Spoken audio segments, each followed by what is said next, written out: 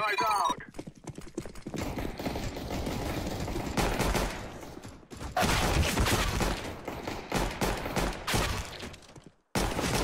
Decoy.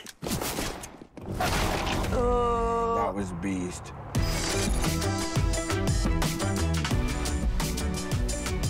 Game, record, and stream without compromise on Intel Core i7.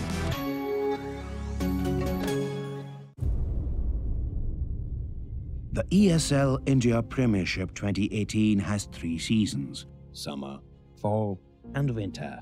The summer season takes place from April to June, while the fall season runs from July to September. Finally, the winter season takes place from October to December.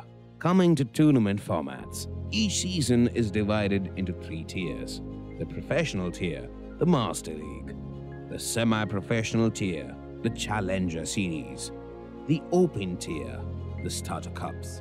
Moving on to the frequency, every season in the ESL India Premiership 2018 will see 1 Master League, 3 Challenger Series, and 3 Starter Cups. The Masters League now hosts 12 teams and players. Meanwhile, the Challenger Series has 8 contestants and follows a double elimination format. Finally, the Starter Cups are now limited to only 128 participants, so make sure you register for the Premiership now. Once you register for the Starter Cup 1, you'll have to fight your way to the top. At the end of the phase, you will get promoted to the Challenger Series 1. You should try and maintain your position in the Challenger Series 1, 2, and 3. But this is no easy task. At the end of every phase, the bottom 2 contestants are dropped out. They are replaced by the top teams from the Starter Cups. Those who succeed in the Challenger Series are rewarded with promotion to the Master League. The top 4 teams will proceed to play in the next season's Masters League. Meanwhile, the Master League runs uninterrupted until the end of the season. The 12 champions will constantly try to establish their dominance over the others. But at the end of a season, the bottom 4 teams are relegated to the Challenger Series, while the top 4 play at the LAN finale for the top prize. ESL India Premiership 2018 begins in April. The registrations are on, so make sure you sign up now.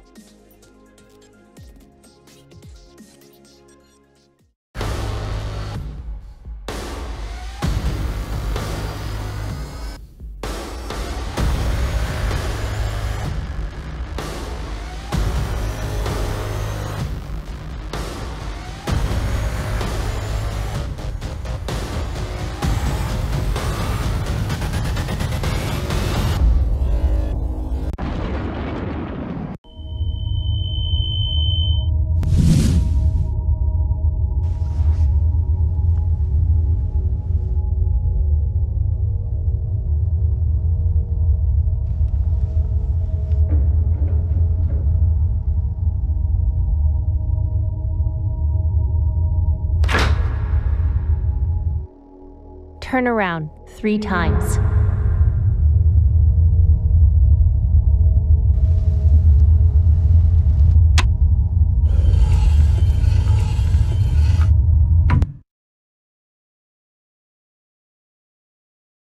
Start shooting.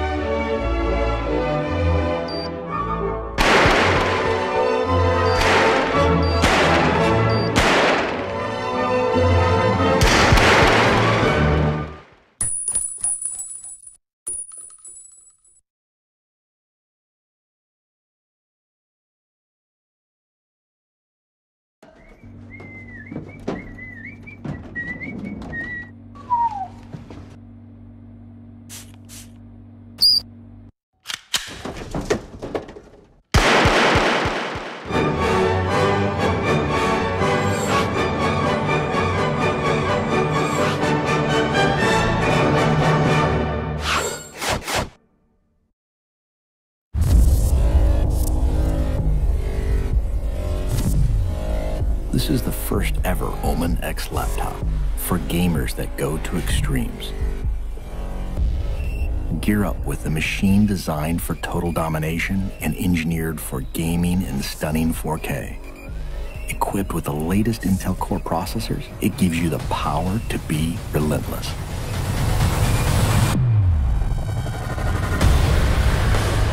With a 17.3-inch diagonal screen and desktop-class graphics, you get maximum performance to be victorious anywhere.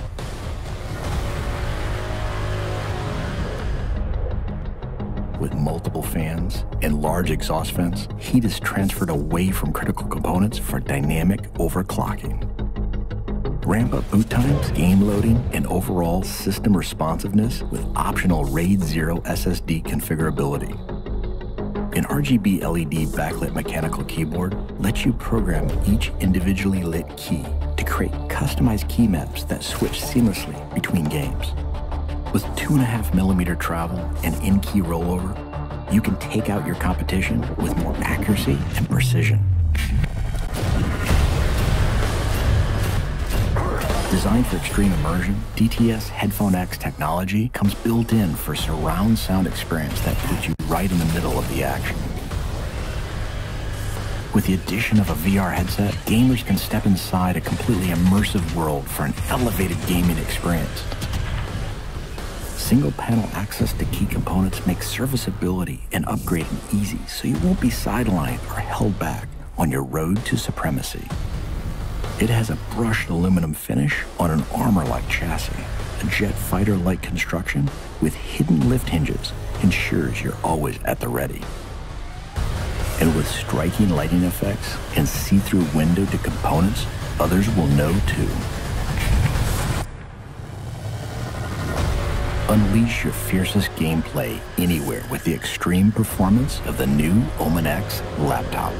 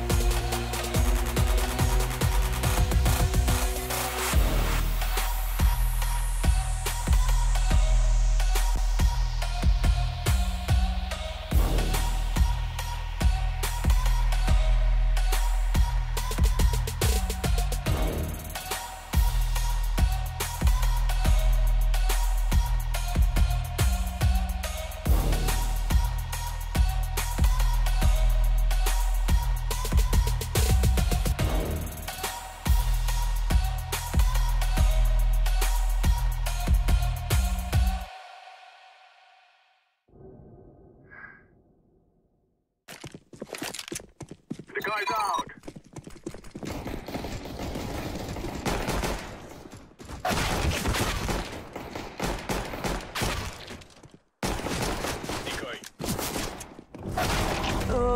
That was beast.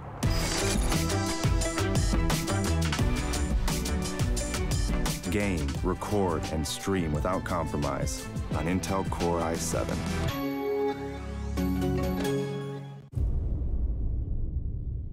The ESL India Premiership 2018 has 3 seasons: summer, fall, and winter. The summer season takes place from April to June, while the fall season runs from July to September. Finally, the winter season takes place from October to December. Coming to tournament formats, each season is divided into 3 tiers: the professional tier, the Master League, the semi-professional tier.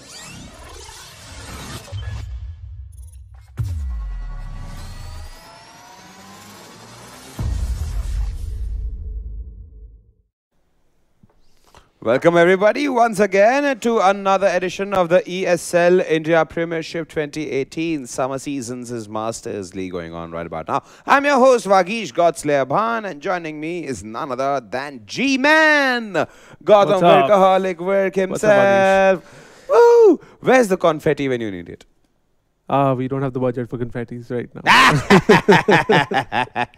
Okay. Now, apart from that fake laughter, which we had to like put in so that people are like now, you know, gelling well with us, I also have to do that customary shout out towards our amazing sponsors, who are none other than Omen by HP, HyperX, and Intel. And of course, it has also been presented to you by none other than our very own ESL and Nodwin Gaming. All right. Okay. Now, if you're wondering why we keep doing this, that is our way of paying homage to a person who Still is known alive. as Kevin Fernandez. Apparently, he had an infinity stone in his kidney, so they extracted it today. Great. Just kidding.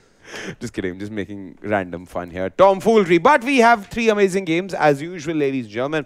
We have Clash Royale, a best of 5 Clash Royale. We have Counter-Strike Global Offensive match lined up. Very interesting. Very interesting. One of the super teams, I should say. You should like watch out for. Not that the other team is bad. It's just that both of them are good.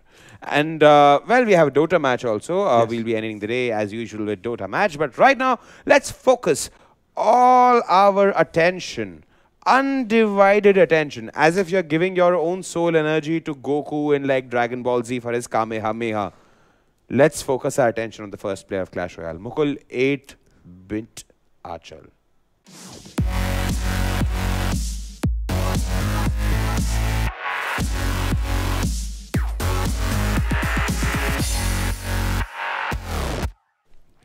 Yes, so after that spirit bomb attack, which I wrongly said Kamehameha. Yeah, well, spirit bomb. Kamehameha. Kamehameha. Okay, yeah, I got confused, man. Like am I not know allowed to get you under the pressure? T-shirt. I know I got you the T-shirt, but Gola paid for it. Excuse me.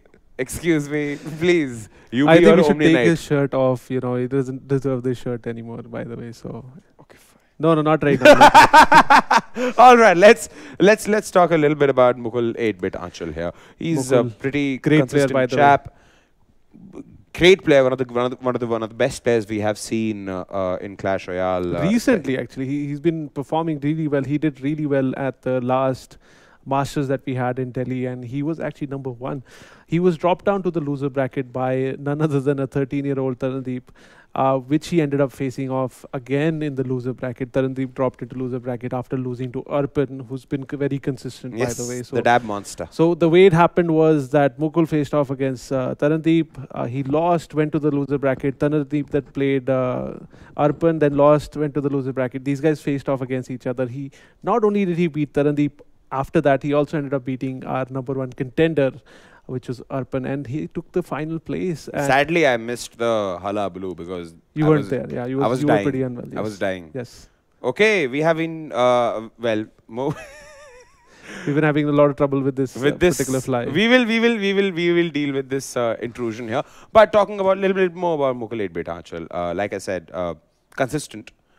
We've had a turn of, how would I say, play, considering like he's won the Winter Championship. He's doing fairly well so far, but Arpan has been really killing it this time. Yeah, also. Like, I'm normally really that doesn't happen, surprised. by the way. That never happens. Arpan Gautam, never if you realize, back when the entire ASL India Premiership journey began, everybody was one step short of chanting Mrin, Mrin, Mrin. If you realize the good old days, I think that was just us, basically. That was we were always putting Mrin. But if you really realize high on I the don't know pedestal. what's wrong with Mrin. I think I fail to see why such a nice player, such a good The player. problem simply is the fact that Mrin was really playing well during the first year. We're already in third year, by the way. So, things change, new players come up. Competition's increased. Yes, it does. ESL India But Premiership slowly let's and move steadily on becoming the to- IIT of Let's move on to the esports. next player. Yes, the other player, Sushil Abhi. Let's have a look at him.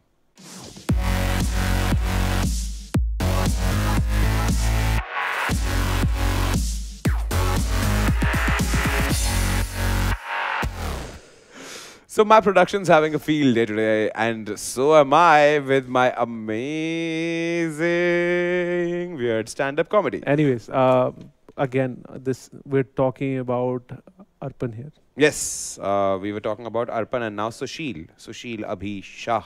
Yes. Our And this is again in connection with the fact that Sushil has been playing decent. We saw his game yesterday also. We spoke about his gameplay. He played really well. He 3-0'd his opponent yesterday, which was great. and one round went into a draw. Yes, if you pull up the standings right now, we can see where he stands. Let's and get there it. you go. And Sushil is standing at a perfect place. It's Yeah, he's midway. He's at the midway mark. He's won 3 games. I he's think lost this 3 is not games. updated. This is not updated. It's missing a game. Sushil yesterday was also 3-3, if you remember.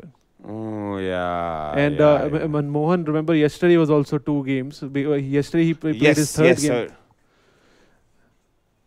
Yeah. So what's it called? So this is could be changed a little bit. But anyways, that's But fine. again, but he's still in a very cushy position. If you realize he's practically midway there. Now he's got, see, there are major threats here in this standing, if you realize, Gautam. Arpan's right now reigning supreme there. Sutikshan Beast Joshi, if he continues playing the way he is, he's just 2 matches shy of breaking down Arpan's rank there. He can easily achieve the first there because he's managed to not yet lose a single game. Yes. That matters. Not that there are negative points, but then again, losing a match means also forfeiting the set amount of points there. So Beast is there, and how would I say, Sushil Abhi Shah also midway there, cushy position, not in too much of danger. He's not in danger. You know, if he loses another game, he could end up in danger. If he wins another game, he'll be fine. So for him, it's more about kind of maintaining where he is. The But scene. let's not forget, he's facing off against one of the best players that we have Yes. in the Premiership, and Winter season's champion. and he has the belt, you know, that WWE belt that he's carrying around. Maybe we should make a crown for these guys, saying that Yeah, you know, we World should. Championship crown. Basically. Yeah, There you we can see should. the crown, but the crown But if you realize, both of them pretty varied choices there. Sushil loves to play the Bandit, whereas the Hog Rider is 8-bit Mukul's favorite card. Not much of a difference in terms of the crowns there, in terms of the crowns they've received. It's just a mere 350, 370. At the end of the day, it is Masters League. You know, these guys are going to be fairly similar. We've seen one of the players who's played a lot of matches, and that was Manmeet from Amritsar. He's played a lot more matches than these players, but I don't Sadly, think it made a lot of but his difference, luck or whatever. Again, coming but out. bans have happened. We have the 3 Musketeers getting banned by Mukul, 8-bit, Achal, and Sushil Shah has gone ahead and banned the Goblin Barrel. Yes. I somehow fail to understand why would you not ban strong cards, please. Maybe it is for not just for my benefit, but for our new viewers also. Please enlighten us, Gautam. Well, the thing is, in this case, what we're looking at, banning strong cards would, strong cards you see very often, right? Strong cards you see all the time. You kind of have an idea at the back of your mind. You know what, if you see a Giant, or if you see a P.E.K.K.A, or if you see a Lava Loon basic combo coming out, you kind of know, you kind of expect these cards to come in. So these guys don't, want to, they know how to deal with this. What these guys don't want to see is the three musketeers. You could split up the musketeers right off the bat. Two go on one side, one go on the other side. That gets really annoying. Not only you have to defend on one front, you have to defend on the other front also. So a normal combo that goes along with the three musketeer is that you put the ice golem on one side and a battle ram and a miner on the other side if the elixir gods are playing well with you. So and they usually always carry an elixir collector because it's a very, very heavy deck. With all these cards combined, imagine on two fronts you have to hold these two big pushes. It gets really difficult, and I think that's the only reason we had the certain cards being introduced to Clash Royale just because of that. No, sure. It drops from the sky like this. Boom. So, and it completely destroys these pushes because not only does it counter really well against a ram, it also kills one-shots the musketeers on one side. So he'll do a lot of splash damage and then hit them once with his two bolter hands. It goes boom and then destroys. Yeah, I was really looking forward to. I was actually wondering whether Mukul 8-bit would have gone ahead and banned P.E.K.K.A because we saw Sushil's game with the P.E.K.K.A yesterday. Pretty devastating. There. Yes. Again, the game is full of devastating units, But why don't you take us to the game now? And we'll go ahead cast these games. Okay, give me your hand. Let me take Gotham to the game right now, ladies and gentlemen. So while we are traveling to the game, you will see a small sliding thing coming in, and then suddenly you will hear our voice prevailing in the game arena. So let's move on to the best of our Clash Royale.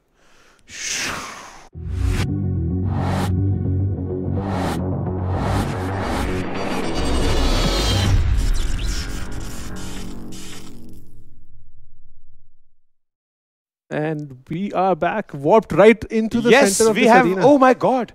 What are these towers? Yes, these. Why are they fighting each other? All right, it's okay. It's Clash Royale. Yes. Okay. Okay, so big match today between Mukul and Abhi. 8-bit Mukul has a lot to prove. He's won the last year's Premiership winter finale and now he has to hold on to the title. He needs to stay in top 4 in the leaderboard to even make it across and to the LAN event. So lot of pressure on his shoulders. And on the other hand, Abhi, who's sitting at the 6th position, now needs to make sure that he also wins this match so he doesn't drop to the bottom 4. You drop to bottom 4. You're in the danger zone. You're in the danger zone. And what does danger zone mean? Relegations. Yes. When the relegations kick in, you are out of the Masters League, and that is exactly what you don't want in your life. And there's something funky going on the map there. We have funky. I mean, someone is testing the waters. I see Sushil Shah, kind of, how would I say, testing the ground with that barrel log which he used first. Then we see a mega minion coming in, and so they're testing the waters right now. They don't want to show their big cards. 8-bit Mukul is actually kind of throwing his secondary win cards around and wants to see what's in store there. And now has a Hog Rider to deal with. He kind of understands now what his opponent has deck, but he doesn't know the 6 elixir lightning that's sitting in his thing. So Mukul, with a bit more confidence right now, throws down the elixir collector, and Abhi immediately reacts with the lightning strike, completely destroying that card, by the way. A small setback, but he can manage with that. He can manage with them. Lot of people are having a lot of fun, apparently. These new emoticons now are coming from the left and the right. So people who are watching the game can also throw emoticons now, apparently. Oh, wow. We should have our own buttons for the emoticons while we're watching this game. Yeah. Here we go. So he's revealed his trump card. Now Abhi knows exactly what he's facing, and he needs to now figure out how his plan is dropped. He drops the mini P.E.K.K.A in the back, and Mukul is now making his big push now. He has the bandit to defend on the left, and now we're going to be worrying about a lot on the right. How is this happening, and what is going to happen? The P.E.K.K.A is going to be doing a lot of damage on that the big unit there, and P.E.K.K.A completely splits it in two, by the way. The golem splits into 2, is still alive. Their golem lights are still alive, and they're still doing a lot of damage to the tower. The tower will go down, and Abhi might not have the right set of cards to defend against this. He's defending really well, but look at the health of that tower. Less than 300. Actually, it is 305 exactly. And this is doomed for him. It's already in trip digits. And if you look at his general units right now, unit count, ouch. Okay, so the Lumberjack's still alive, by the way. Will not be able to end the Princess. Princess still alive, and the P.E.K.K.A comes in last moment right there to do this. Now we're in overtime, and there's 89 health left on the right-hand tower. He maybe zap it away if production can help me with how much damage a zap does at the moment. Yeah, and I think this tower is gonna get. Wow! Oh. And the lightning finally killed this game, completely going in the direction where we would not expect. Sly move there by Sushil. He kept the zap till like later. He just wanted to get enough damage in so that if there was a push, he could have. Oh, we've materialized back in the studio. We warped. Our camera is like Tron. Yes. So like I was continuing on the fact, like he just created enough room for himself, enough breathing space for himself to get that one zap. And sometimes that's the zap you need. The thing is, he used zap, the lightning strike actually pretty effectively there. And that's been one of his major sources of damage on the tower other than the Hog Rider making it across. So what he basically did was he had a lesser elixir deck compared to his opponent. Mukul, where he was trying to build up this great push, was not able to drop down his elixir collector one. That's what happened basically. Was not able to drop down his elixir collector, was immediately taken down by the lightning. That's the first time the lightning struck and did damage on the main tower, on the Princess Tower on the left. And then after that, he dropped a couple of other units. We saw lightning drop the second time there. And third time was the charm basically when the tower was pretty low. And the Hog Rider chip damage and the lightning kind of took that down. And we were hoping that Mukul was going to take that game, but that game was truly and I think we are warping right back into the game now. This is game 2 between Sushil and Mukul, and this is already an exciting affair. Yep, different decks. We already see a P.E.K.K.A coming in from 8-bit Mukul's deck. We have a Stone Golem there for Sushil and EW, which is just plonked down. Okay, so that Hog Rider actually got 2 hits onto the Elixir Collector, which was more than enough. It did kind of make up for its value there. Yeah. And that's exactly what you're looking for. You do not want your opponent to throw down a lot of these Elixir Collectors, because having an Elixir Collector pretty much guarantees you a big advantage against your opponent. That's what you do not want. Indeed. So Elixir Collector is one of those things where you really need to keep an eye out, and because you could still defend with a few of the cheap cards if you have an Elixir Collector down, but you do not want that Elixir Collector to tick away. Now a big push here coming in, and Baby Dragon's also part of this group. Nice unit. Okay then. And look at that, another Elixir Collector gone, bites the dust.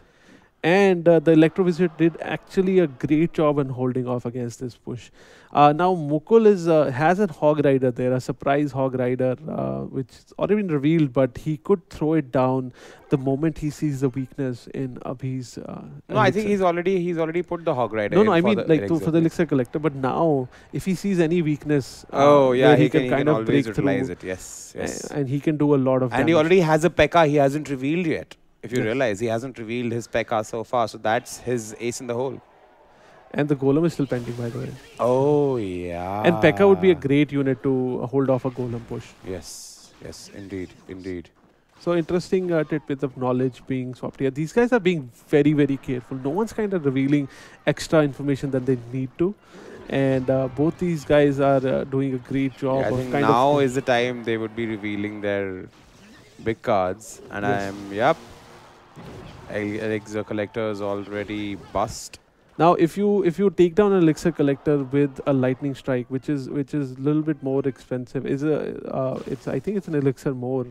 But the point is, not only are you doing damage to the tower, you're also taking down an Elixir Collector altogether. So the big card has been revealed from Abhi, where he's the chance that he saw that he's going to throw in a Hog Rider. The Hog Rider is getting a lot of hits inside this tower, and this 3 hits.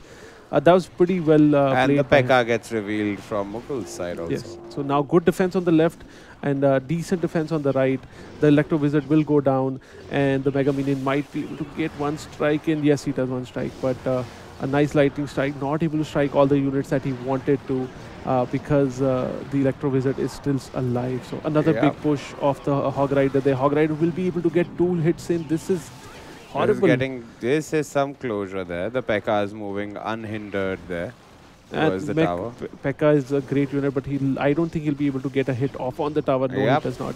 And this is the sign of small weaknesses that Mukul is taking advantage of. He keeps throwing a Hog Rider and he keeps getting hit over and over again. 200 health left. This is going to be GG. This tower's gone. And the bats take down the tower at the end of the day. This is MVP level bat stuff right there. You know, you never see bats kind of getting the last hit and getting that done. So 3-4 bats kind of fly in right behind the Hog Rider and close the game. So amazing gameplay getting to see from both these players. They've been playing really, really well. And notice the whole aspect of kind of not showing what you have and keeping it till the double elixir time, or forcing your opponents to play their cards before you show them your cards. And that's exactly what we got to see here with these two players. Great players, by the way, playing great Clash Royale we're getting to see today, and so much to learn from these players. And this is the best that India has to offer at the moment. These guys have been doing great, and both the guys played really well. And I'm looking forward to the rest of the 3 games, by the way. So this is exciting. Let's quickly head over to the third game, because right now we're standing at a draw. Both the players have managed to take 1 game off each other. So this starts the third game, and we already I like Mukul's stuff. I like the balloon there. I really love the fact that the balloon is such a great card in this game. However, Abhi still has the right kind of units to stop the balloon at the moment. He has plenty of air units to counter that. So this is going to be a quite interesting matchup, actually. So again, even though we can see the 4 cards, remember that the opponents cannot see what their opponent has. So Mukul doesn't know what Abhi has in hand right now. They need to kind of test the waters right now. And as they play, they're getting more and more information. So now they know the Ram is there. Ram will be able to connect right off the bat, by the way. And the Barbarian's also getting a few hits on the tower, bringing it down to 1500 health. But now the thing is, Mukul knows what his opponent has. He knows what are the big threatening cards that he needs to deal with. And most likely he probably realizes the Bandit is also part of the show. So here comes the Bandit. You need to figure out how to stop the charge, and charge stops they do. That's a lot of skeletons actually on the left hand side. Well, it's a tombstone. What else do you expect to pop out of it? Well, you don't think that, so many skeletons will come out of a single tombstone. What did they do? Never dig the skeletons from anybody's tombstone or closet. And interestingly, I've noticed that Mukul really does not like to reveal a lot of cards right off the bat, and always likes to hold back the information that he has. A nice fireball coming in, hitting actually 3 units. That's a lot of damage, a lot of value coming out of that fireball. A zap coming in, trying to stop that Inferno Dragon, and a push has been successfully stopped on the left. However, a small hit on the right. He had to take those 3 hits. Taking enough damage to worry 8-bit Mukul. Vagish, the balloon is still not revealed, Vagish. I know. This is the trump card, and he's holding on to it. And double elixir time has started. Miner was there. You didn't notice. Miner had come out earlier. But double elixir time is here. The Miner's also out to tank the damage. He has nothing to stop in the air, and he needs to figure out what to do. The minions also came out, but a bit too late. He does manage to get 1 hit off and death damage. So he did decently well considering the surprise that he was in. Bandit also gets a hit on the bottom right. So here comes the big push, and he has nothing on ground to stop this. He drops down the nice golem. And graveyard, by the way, not graveyard, sorry, tombstone. And good hold there. And now it's all about the rotation, the seeing what's going to happen. Another balloon coming in. And balloon will be targeted by balloon miner combo is damn dangerous, and I think this miner's going for the home run here. This miner's gone for the home run. Balloon not able to get the hit that it wanted to get. Was not even, I didn't think he even did the death damage. However, now Mukul kindly giving up on that on-ground push. He just did not have a good answer to that. And we saw him constantly struggling with that ground push over and over again. I think he concentrated way too much on the air attack than the land attacks there, the ground attacks there. I think that was the fact. No, he covered up for his weakness. He did. He put down the tombstone. He had the ice golem. He also had a miner. But then again, a miner will automatically go on to your opposition's tower and not stay in your area to defend. No, because you don't play the game much, so that's the problem here. So miner is a normal unit. It doesn't target the tower. He'll fight for you. Yeah, but at the opposition's tower. No, you can spawn him anywhere you want. Ah, okay. Oh. Welcome. Welcome. Welcome to seems. Clash Royale. This is game 4 now. So 2-1. And this is pretty surprising, you know. So Shield's been doing great play. And then we saw him playing great yesterday also. But here we go. Game 3 again, game 4 and again. Pretty similar decks. Similar I see a decks. Hog Rider coming in for Rabi. Yes, similar decks here. I think Mukul is kind of hanging on to the same deck. He believes in his deck and he wants to do more with that. And that's the mind game that he's playing here, that he doesn't want Abhi to think that he's running the same deck. But nothing has been changed here at all. So Mukul still kind of holding on to a few of his cards. Does not want to reveal a lot of information. Wants to defend, wants to be able to defend. Bunch of units drop down. The Hog Rider getting in some hits there. He got a lot of hits there, by the way, not just some hits. Because of the timely zap by Abhi, it reset the Inferno Dragon, damage back to 0, and he had to build up again. And hence forcing him. And now comes a big combo on the right. He has the Inferno Dragon. Does Mukul have a zap? Yes, he does. He will zap the tower, zap the Inferno Dragon. Does not zap it because he had to defend this Hog Rider on the left. This is great play by Sushil. They're pressuring his opponent on the other direction, knowing how well he's committed on the right. And Sushil, I think, is playing like a beast right now. And he's going to close this game. I have full hopes. He's going for the home run there. Yeah, and he understands what his opponent has, and you know he's countering accordingly. Hog Rider getting a lot of hits on the right-hand side, also bringing it down to 900 health. Triple-digit health on both the towers. Vagish, what are you thinking? I'm thinking this is going to be Sushil Abhishek's game. If he wins this one, he's in it for the big haul. You know that. So that's great. It's great that he's posing distractions. And look at that. Look at both the princesses targeting the minion there. So Inferno Dragon there, and able to take it down very well. A nice fireball coming in. Big push on the right. Now here is another chance of this again, and the minions are targeting the tower. The balloon finally makes it through. Okay, no, actually doesn't. That clutch zap coming in at the last second, stopping the balloon from making it to the tower and able to take it down again. Another push stopped. Indeed. A Royal Ghost trailing the... I think this is the big push right now. The Hog Rider has come up on the left. He'll lose the tower on the left, and he's pushing really hard for the right tower. He wants to take it down. He wants to even up the game. The Hog Rider is having a go at the main tower here. I think this is a game set. Oh, okay then. Leveled there. But look at the health.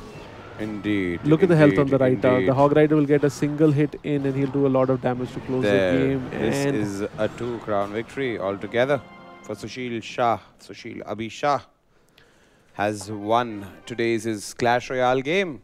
Gotham Workaholic Wilk. Yes, that is correct. Sushil actually showing us a strong Clash Royale game. Yes, true colors. And this is something that he really needed right now. And because the way he stands right now on the standings, the way he stands on the standings was the reason why he really needed this win. And I'm glad that he's able to close that game. He's taken down the winner of last year's winter finale. This is great news for Sushil. I think it'll make him feel great, by the way. You know, you take down Mukul, you know, it'll make you feel great. And this is not like a best of 1 or best of 3. It's a best of 5, you know. And on top of that, you have ban cards that your opponent is banning against you. So great news, and congratulations to him for beating Mukul. Yeah.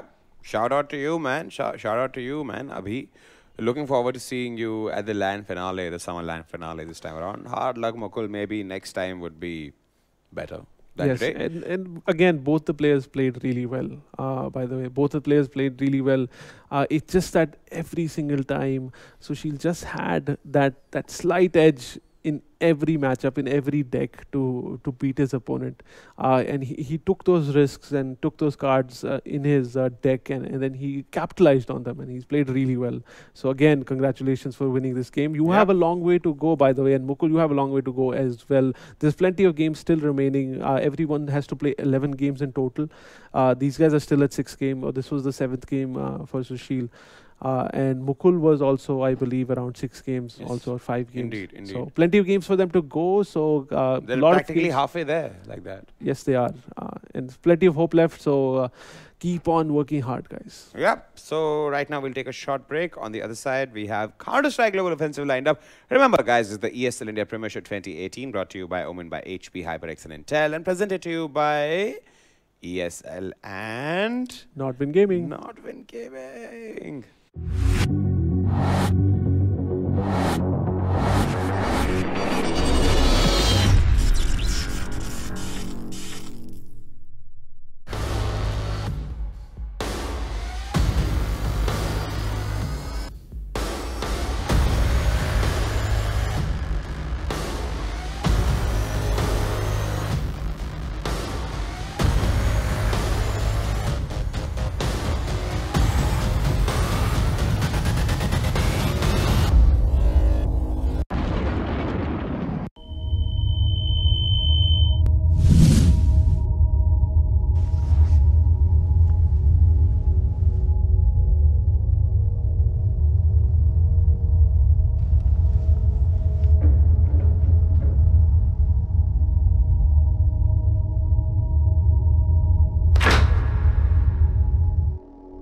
Turn around 3 times.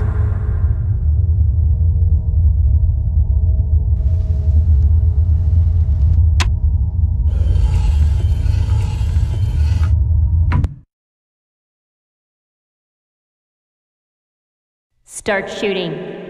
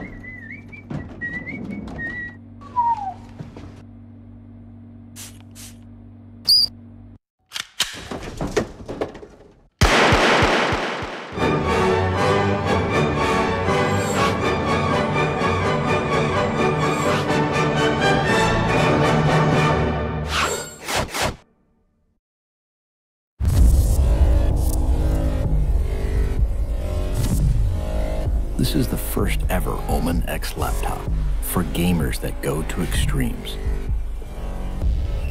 Gear up with a machine designed for total domination and engineered for gaming in stunning 4K. Equipped with the latest Intel Core processors, it gives you the power to be relentless.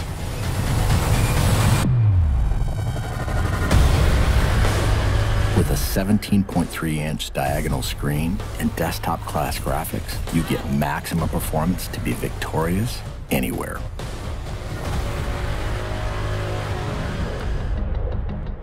With multiple fans and large exhaust vents, heat is transferred away from critical components for dynamic overclocking. Ramp up boot times, game loading, and overall system responsiveness with optional RAID 0 SSD configurability. An RGB LED backlit mechanical keyboard lets you program each individually lit key to create customized key maps that switch seamlessly between games. With 2.5mm travel and in-key rollover, you can take out your competition with more accuracy and precision.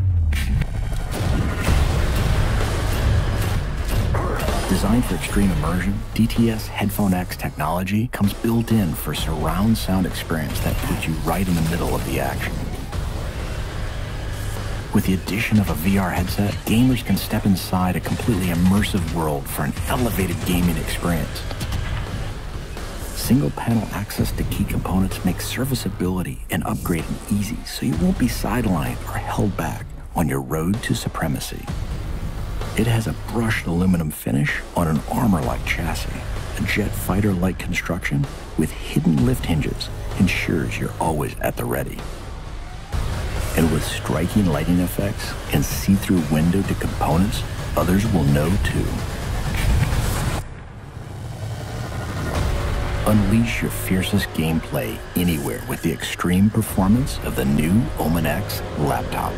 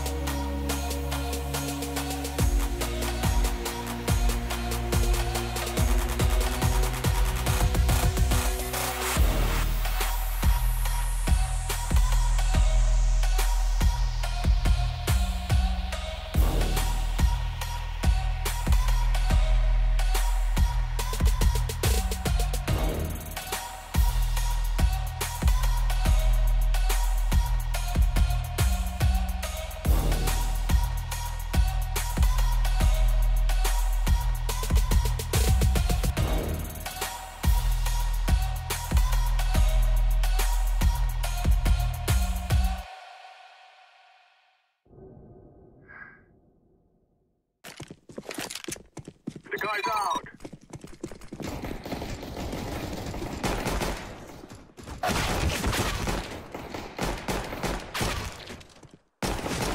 Decoy. That was beast.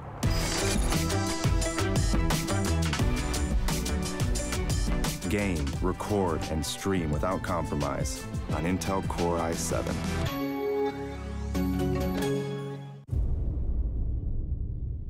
The ESL India Premiership 2018 has 3 seasons: summer, fall, and winter. The summer season takes place from April to June, while the fall season runs from July to September. Finally, the winter season takes place from October to December.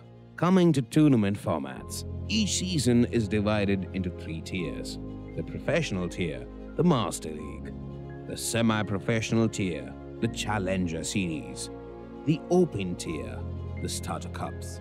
Moving on to the frequency, every season in the ESL India Premiership 2018 will see 1 Master League, 3 Challenger Series, and 3 Starter Cups. The Masters League now hosts 12 teams and players. Meanwhile, the Challenger Series has 8 contestants and follows a double elimination format. Finally, the Starter Cups are now limited to only 128 participants, so make sure you register for the Premiership now. Once you register for the Starter Cup 1, you'll have to fight your way to the top. At the end of the phase, you will get promoted to the Challenger Series 1.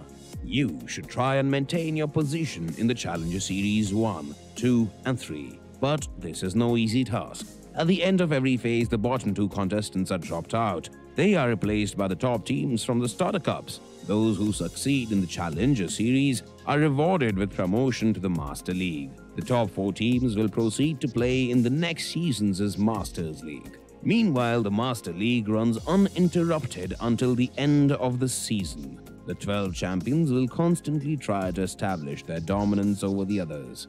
But at the end of a season, the bottom 4 teams are relegated to the Challenger Series, while the top 4 play at the land finale for the top prize. ESL India Premiership 2018 begins in April.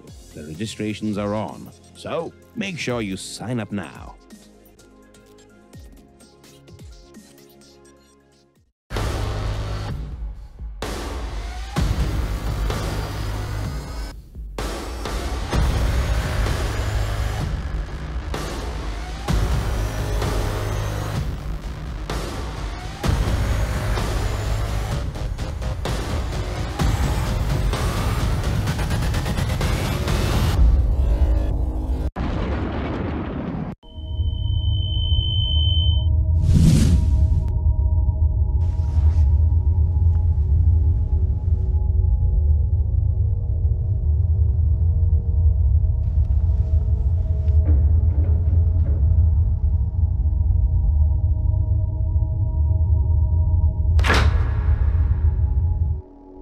Turn around 3 times.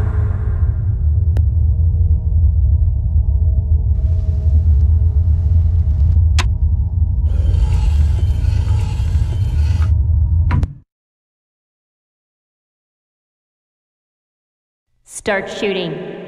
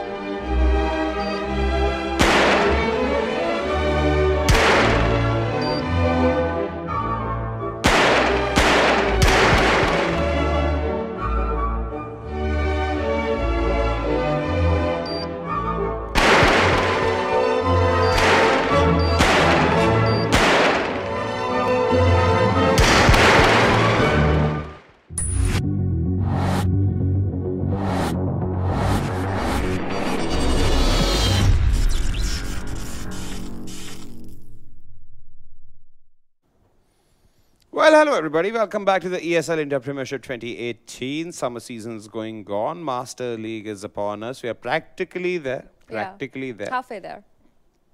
Yeah, kind of. And now moving forward, we have a game of Counter-Strike Global Offensive lined up for you guys. And joining me is none other than my co-host and analyst. How are you doing, Vigesh? Zara Angela Gonzalez. Well, she won't be analyzing this game of Counter-Strike Global Offensive because Zara's game is Dota 2. That is going to be me for CS. Like I correctly predicted yesterday, SRA is going to win because they were damn good. But moving on, we have an interesting game lined up. We have a Brutality versus Team Invictus match. So let's quickly take a look at the teams first. So let's quickly take a look at Team Brutality.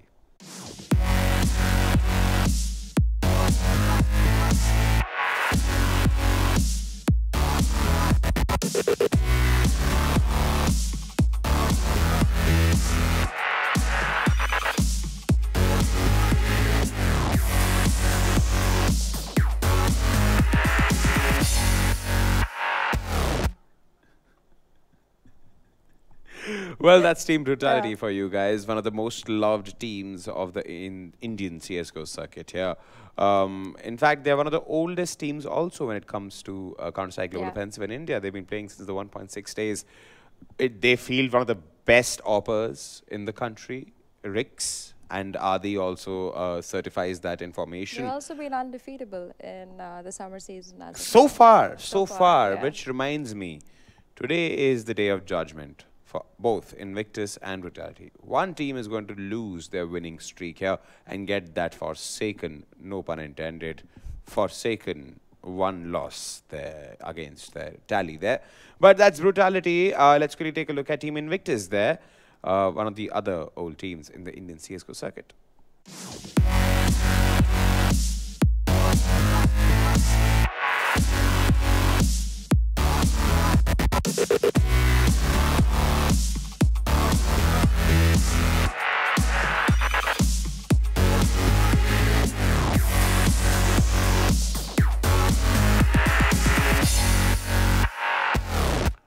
All right, Team Invictus there.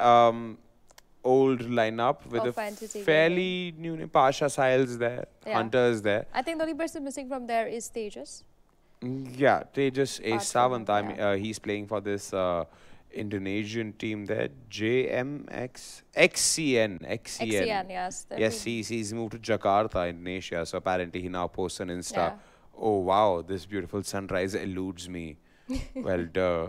It's a sunrise. It's far away. I'm a little excited to see because A-Star is not going to be playing in Invictus, which was the previous entity gaming. He was part of that team. I mean, yeah, no animosity there. I mean, sure, if we do some masala background stuff, sure, not much of solidarity there. And if you look at it, this is Brutality's original lineup before Adi joined them. Very exciting to see that. So this is practically the old team coming in together, and Brutality has been doing some really nice, how would I say, they've been playing some really nice CS off late.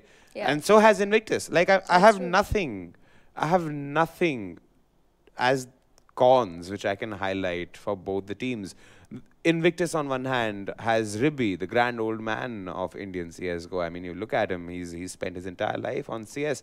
And you can't really question. Hunter is one of, you have to remember, back last year when Sai got diagnosed with CTS, Hunter was brought in to replace him. So he is supposed to be that good. He's Sai level good. So if Hunter is there, on the other side you have Rix as one of the great oppers. Venom's there as a good lurker. Most of them are veteran players of the all of them are veteran players. If you look at it, all of them are veteran players. They are. It's like Charlie company fighting the Alpha company, and do not know which one of them is going to win because both of them are too good. But that will also mean that we're going to have a very exciting matchup coming in from Indeed, and that's going to be decided by the map pick and veto, which has gone to Overpass. I should have known. So Cash, Dostu, and Mirage have been banned by Invictus. Nuke, Train, and Inferno banned by Brutality. They know, Brutality know that Invictus can do some real meticulous damage on Inferno.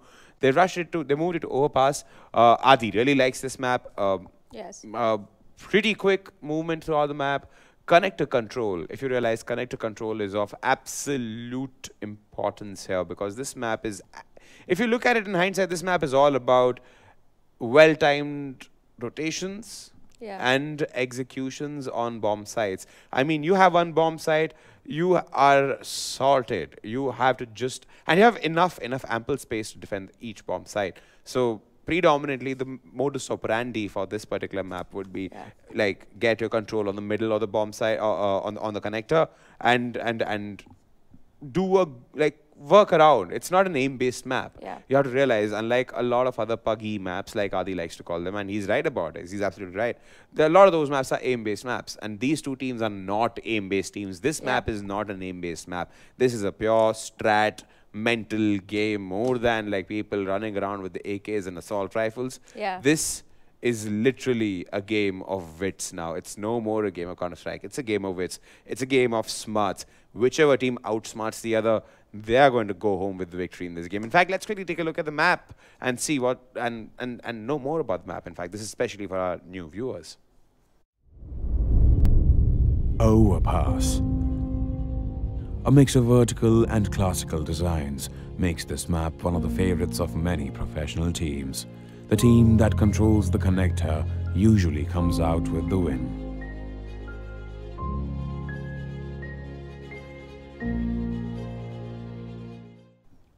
So all right, so that's Overpass in my voice. You cannot copy this. It's patented. It's amazing. And you cannot do this voice either. So now, since we can move from the map, the furrow of the map here, Angie, let's ask you for a change. What do you think? Who do you think is going to win? Who do I think is going to win? Well, I know that Brutality is better at executing. Well, yeah, I mean, Brutality has time and again proved themselves as the comeback on this particular map. In certain, I know that they are pretty good on this Sure, map. sure. I would not take that away from you. But also, I do not know Invictus. I've not seen them play that you haven't much, seen them play. Let me give you a brief lowdown here. Brutality are known as the comeback kings. They pride themselves in the fact that they are comeback kings. Not that this map requires them to make any sort of a comeback, because Adi has articulately mentioned to me n number of times that Brutality excels at overpass and rotations and switches, because this was one of the first maps Adi started playing with Brutality. So, I mean, they are thorough with this map. And if you look at the fact that Invictus is a more aim-based lineup, even though they have the experience of Ribby backing them and everything, this is not a pug style map. It's a strat map. It has to be dealt with it like that. And right now I have my casters ready. Adi is waiting for me. Adi is excited for a change. Vagish is giving some real gyan here. So Adi, I hope you're ready, buddy. And let's push off into the game. See what's in store for us.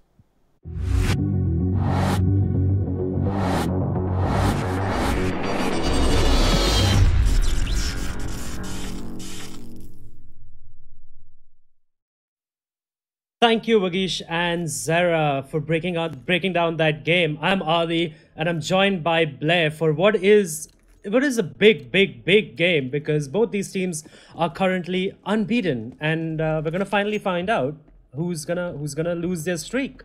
Blair, what do you think? Yeah, absolutely. Someone's gonna be feeling a little saddened today. You know, you always want to have that undefeated streak, especially in an online league like this. What I'm interested about is this buy coming in from Invictus, right? They seem like they're going to be going for an all-out B execute. Not too fast, though. Taking the time, just like, you know, grouped up together. Here it comes. It's a double P250 raid boss, something which you really haven't seen that often. And Excalibur is going to open things up, gets the first kill. Foxy lying in wait at Pasha style, just runs in and slaps him to the floor. And just like that, just the numbers advantage is pushing it, but A-Star Juventa, 2 quick kills, 3v3 here, and Bomb is down. I'm not too sure what the Bomb is doing in the pit over there, and Rix finds another kill. And all of a sudden, Invictus, despite having a great entry into the site, despite being a 3v5 advantage, are now going to be all taken down. They break it away. I actually like that by Invictus. I thought that was simple. One smoke, couple of pop flashes into the B bomb site, but wow, they just got wrecked by A-Star and Rix towards the end there. Like, I mean, you can't even fault Invictus because they did everything right except hold the bomb site. But yeah, I mean, getting back to this game, right? Like, it's of course, that's just the first round. And the buy was, of course, interesting, but those P250s didn't really do much. They got 1 frag, I think. And it's an interesting buy, like you were saying, right? It's a new setup. It's nice to see that. And A-Star now coming in with the boost, with the standard boost, I'd say. But you don't see it that much anymore. And their placement is off, by the way. A-Star's getting blocked by the shutter. They're too far ahead. And small little things, right? Like small little things which you can see differences. And he already spots the first player, right? He's very close by. Question is, are they going to push into the smoke? The smoke is going to keep Pasha and Ribby at bay. But a nice start overall for Brutality. I just want to touch upon the pistol round. I really like the patience being shown by Brutality. Even though it's a 5v3, they peaked almost simultaneously at the right time, and they're hitting their shots. So yeah, that's Invictus kind of, it was a little weird as well, right? You know, going with the bomb, getting dropped over towards water as well. So a little bit of, I think, the lack of execution, so to speak, in that execute. I really like even Brutality, right? The last time they played this game was against War, and the only problem I had was that they always gave the first frag away.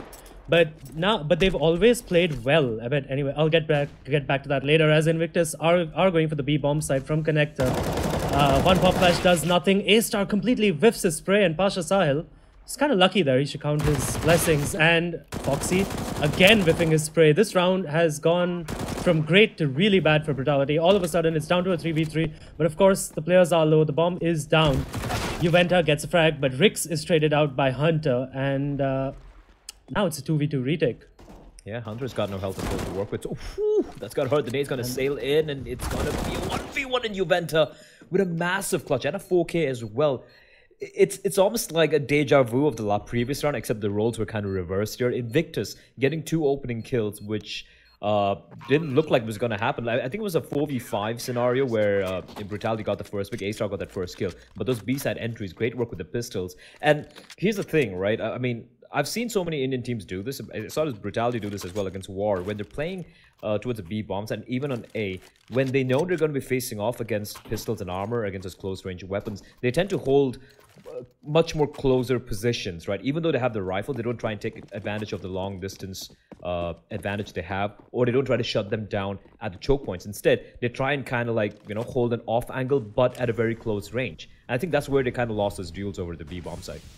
Yeah, I agree. And I like this coming in by Invictus, by the way, this round. They have 4 spot because they know that Brutality is low on the money right now. And if they do win this game, win this round, it's going to give them, like, Brutality is going to be forced to a double eco. So it's a good buy coming in. There's an AK onto Excali. He's the raid boss, basically. It's the CIS strat. While the other players do have pistol armor. And Excali does get the first frag onto A-Star, who's a little over-eager there. Peeking out. He should have probably dropped off as soon as he found out that there was an AK. And it's going to be the B execute. Foxy gets the trade. Gets the first frag, actually. Gets the second. Venom gets a frag onto Excali as well. All of a sudden, it's down to a 4v2. Ribby with a crazy shot onto Venom. But that leaves Manan in a 1v3 situation. And I don't think he's going to be able to do this. Nope. Rix with the op to shut him down. To shut down that force buy, which was actually a very important round coming in by Brutality. Because if they did lose that round, they were going to be on a double eco, and Invictus now have to eco themselves, bite the bullet, and bow out in this round.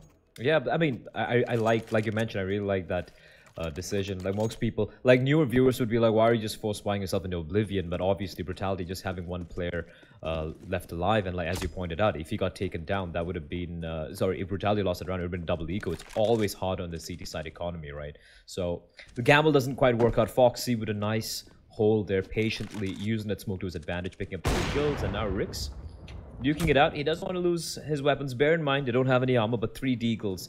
And one thing we know about these players, that all of them are pretty solid aimers, especially players like Hunter, like Excali, like Pasha Sahil, who are mechanically very gifted players. And it is going to be Juventa making contact first, finds one, snaps around, gets another one. It's Anthony just shredding through the players, and Pasha finds A-Star though, but Juventa is looking for the ace.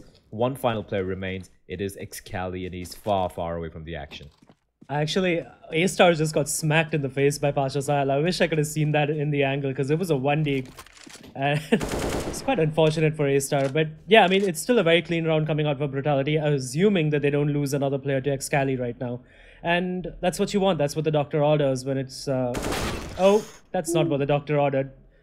You do not want to take a deagle bullet to the face. Excali really low though now.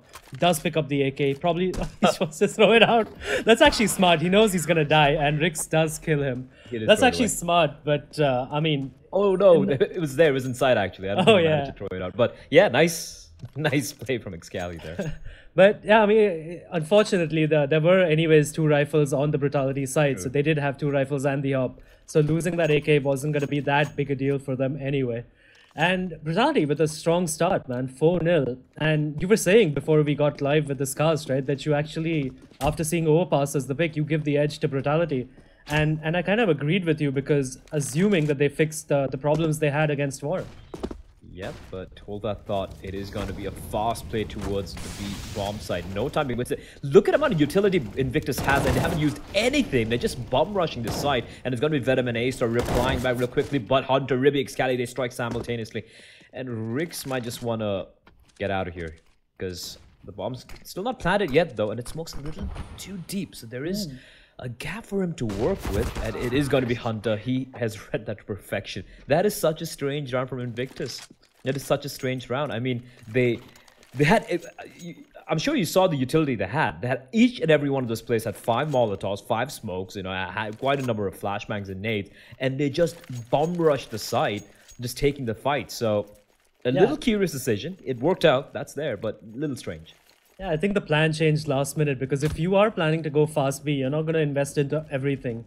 But of course, I mean, you may want it to hold the retake as well, but they had some really good trades going into the B bomb side. There was a great switch of pace coming in by Invictus, I have to say. And now they're going back to their default though, which is get some map control, and Excali doing what A-Star loves doing on his T side, which is get Suez control, get shot control. And the rest of his team are gonna go poking and prodding into the A bomb side and see what they can do there. That's the thing about economy also, right? We were talking about this like a couple of rounds back, how when you know, how Excali gets the first kill, by the way, but Venom pushing in, gets a refrag. Yeah, like if you look at Brutality's weaponry, 3 UMPs. Foxy also had a UMP and doesn't very much mistake, and just the opposite from the previous round. That's the thing about the CD side economy. Even though you might have strung quite a number of rounds together, and even if you might have one round where like majority of players survived, you need to rebuy into all the utility, and that utility is pretty expensive. And that's the thing here. Despite winning 4 rounds in a row, they have to deal with UMPs, at least for the majority of these players. And Venom's playing a very high-risk game here. He's sticking around. Oh, swaps over to the AK-47, so that's something to work with. But that was a mistake. He made the sound, which I'm pretty sure Hunter heard. But Venom still gets the frag on Hunter, but he is instantly traded by Manan down to a 3v3. But Pasha Sahil and Manan are pretty low. They are pretty low indeed. So this UMP can go to work, and A-Star perfectly lines them up and dispatches Ribby. And A-Star coming alive alongside Juventa. Juventa was actually the player to watch last time I saw them play in Overpass, which is quite recently against War Gaming. So it's great to see that he's still performing to a pretty high level against a much tougher opposition. But a great run for Brutality. Not only do they survive, picking up 2 AK-47s, but I think they have kind of broken Invictus's money, but Invictus don't give a damn. They're just going to go for the force here. CZ, P250, a couple of AKs and a UMP. And this is something you've come to like expect right now from most Indian teams. They don't want to let go of the economy battle. Like they just want to break the CT economy, and that's what Invictus is doing right now with 2 AKs, 1 P250, 1 CZ, and a UMP. That's not much to go off of, but still, like they just want to force buy into it because they know, again, even if they win this round, Brutality is going to be broke and they're going to have to eco. So I think this is going to go on for at least 1 or 2 more rounds until Invictus finally realizes that, things are getting away from them. And Rix, with the first frag onto Manan. Manan's pop flash not working out at all. If he threw it himself, he's going to be pissed off with himself. And if Ribby threw it for him, he's going to be like, Ribby, what the hell are you doing, mate? Where's my flash? Yeah, that's a little sloppy, especially when you know the op's there, right? It's floating around. But they at least will be gathering information here. But here's the thing: this isn't a round that they just want to just gather information on, because they have invested quite a bit. They want to convert this round, and they are gathering up with this A play. However, 3 players are ready and waiting. Rix, Juventa with a slightly off angle, and it's gonna be Pasha slowly walking in, really tossing in a flashbang. Is going to be making a flashbang is going to give him away though, and Pasha with a quick trade. However, their game plan has been spotted out. Hunter with a great flank, but it's all down to Excali. 1v3. And A-Star. Yeah, A-Star with 3 frags. But sorry, I was actually looking at Juventa's positioning, right? And Rix was watching A long. That was actually in the start A-Star's fault that Juventa got traded from the right, because he's watching the left angle at A short, and the inside WC area was supposed to be watched by A-Star. And yeah, I mean, that was not well watched by him, and Juventa died because of it. And again, I mean, A-Star did make up for it with the 3 frags, but still, they lost a gun, they lost a player that shouldn't have happened. And that's the small mistakes, right, which kind of cost you against better opposition. But as of now, even though it's Invictus, it's not causing them any issues. And Juventa with an MP9 sitting at connector, gets 2, gets 3, and then he's finally traded out by Ribby. But he's farmed the cash with that MP9. He's done his job. Rix getting the frag onto Excali as well. That leaves Ribby with the MP9 without the C4. And not even a dream at this point, because he's completely lost. And Foxy's actually pushed all the way to T-spawn. And they even know that the C4 is down a connector because Juventa would have called that out. And Ribby is just probably going to look to sneak into CD spawn or something. And Venom probably going to run in. He needs to take his gun out right now.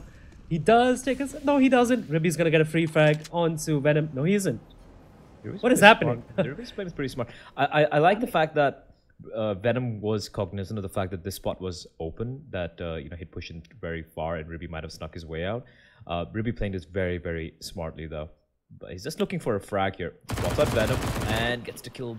Almost got taken down by the aim punch over there, but 2 frags for him.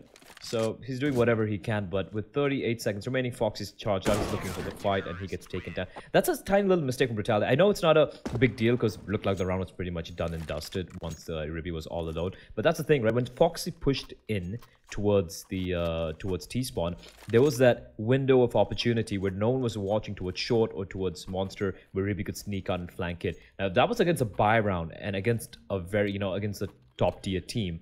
That would be a huge mistake, like, having holes in a defense, even if it's a 1v4, even if it's a 1v5. You don't want that to happen. So these tiny little things in Brutality. I like aggression, I like taking initiative, but when you do that and you leave that sliver of opportunity for a team to just, throw a wrench into your plans, you don't want to see that happen. And Ribby, welcoming with open arms, at least he gets another kill and a little bit more money in the bank to work with. Yeah, and I mean, if Ribby had the C4, even if he picked it up from connector and ran, right, he could have even got the plant, in fact. But now Invictus, finally on a buy, they have used some of the utility right in the start, and they don't have much remaining. And they're just going to execute on the B bomb side, it looks like. And Foxy is waiting for them, looking at the monster position, waiting. A-Star is pushed up right next to Excali. What's this read, man? And yeah, Brutality with 4 players on the B bomb site. Somehow they know. And that pop flash, Foxy should have peeked around it, but Foxy does get a frag, but he's instantly traded by Hunter. And now Venom, oh my god, getting his head clean ripped off. A-Star is not able to do much either. Juventa does get a frag, but he has gone down as well. And it's down to Rix in a 1v3. Does get Pasha Sahil, brings it down to a 1v2. The bomb is down for Invictus. And Hunter and Manan, without any utility to defend, while Rix actually picks up the AK. Now they know where Rix is, and Rix knows that as well. So he does try to spray while he's with the smoke, but he's come off worse in that battle. And now he just decides to pick up that up and run away. And in fact, I think Manan knows that as well, and he's actually hightailed. Sorry, it's Hunter. And oh no, he was actually just rotating to the monster angle. I actually thought he heard Rix running away. And yeah, even I thought the same. I thought it was going for the hunt, like trying to get the flank in, but yeah. I'm a little surprised how Invictus, like the second round they've won, and both the rounds have come off the back of just this. Okay, it wasn't that fast of a rush. Like they took the sweet time for the smoke to dissipate before they pushed in, but this 5-man push into the B bomb side, it's like Brutality don't seem to have an answer for it, right? They even had 4 players with rifles, and they still weren't able to hold fort. That's curious. Unfortunately, I think they had the answer to it, but Foxy did not peek with that flash at Monster. I think that was where the mistake was. If he peeked right there, he'd have definitely gotten 2 players, and before getting traded out. And I think that round would have been Brutality's to lose after that. But yeah, I mean, it's a little bit of miscommunication, I would say. But the first frag by Rix onto Excali. There you go. Brutality is adjusting to Invictus's setup. But Venom needlessly dying after they have the man advantage. And these are the kind of mistakes. And Rix almost. That would have been a whack-like shot there. Juventa trying to do something from connector, trying to get the man advantage. But Pasha Sahil now with 2 frags, making the B shot area his own. I don't get it. I don't get it, Adi. Like, enlighten me. You get the opening pick, right? You're trying to counter this. Why is Venom pushing in with no support? Like, he could have been holding an angle or something, but the second he got the kill, fall back, and then Juventa again trying to peek and prod. It's not worth it. Like, you have the man advantage, and even once Venom died, it was a 4v4. It's still okay. You can still hold back, Juventa could have held towards playgrounds, you could have held towards party. Instead of going 1-by-1 with no trade potential, and from having a man advantage, now they're at a man disadvantage. Shouldn't be happening. Maybe they were just trying. I mean, I'm just being really positive about it right now. Maybe they were just trying to catch Invictus off guard. Maybe that's the only thing I can think of. But yeah, especially after, I think Venom was at fault there. But after that, Juventa, I mean, I guess he just tried to get the man advantage back. But now, A-Star knows that Ribby is in that position, and Ribby will go down. Foxy as well gets a frag elsewhere. Rix shutting down Manan, and all of a sudden, well, Hunter in a 1v3. But he does get Rix. He knows where A-Star is. He's going to go pre-firing the corner, takes down A-Star as well. But he is down to 12 points of health. Foxy, this is all onto him. And he does get Hunter while he was trying to plant the bomb, because Hunter was running out of time. And, but Foxy was the, yep. Money is really wrecked. And I wonder if Invictus have the read on this, because they should force buy. This is the time where they should force buy, like they have in the, the second and the third and the fourth rounds. They should do it this round, and they're not going to do it. They're going to go eco instead. They're just going to try to equalize their money. That's strange. That's strange. Like, you would expect it's 8-2, right? You would expect a read on Brutality's economy and probably just go for it. Because look at his buy, like you mentioned, like the Soul Emperor and Foxy, 3 MP9s, that UMP, and especially if Invictus goes for that forced buy that it's been working out for them, at least on the B bomb side, it could work out. And Rix? Yeah, I don't think they realize how close the rounds have been, right? It's just a 3 alive, 2 alive, 1 alive, 1 alive. It's just like...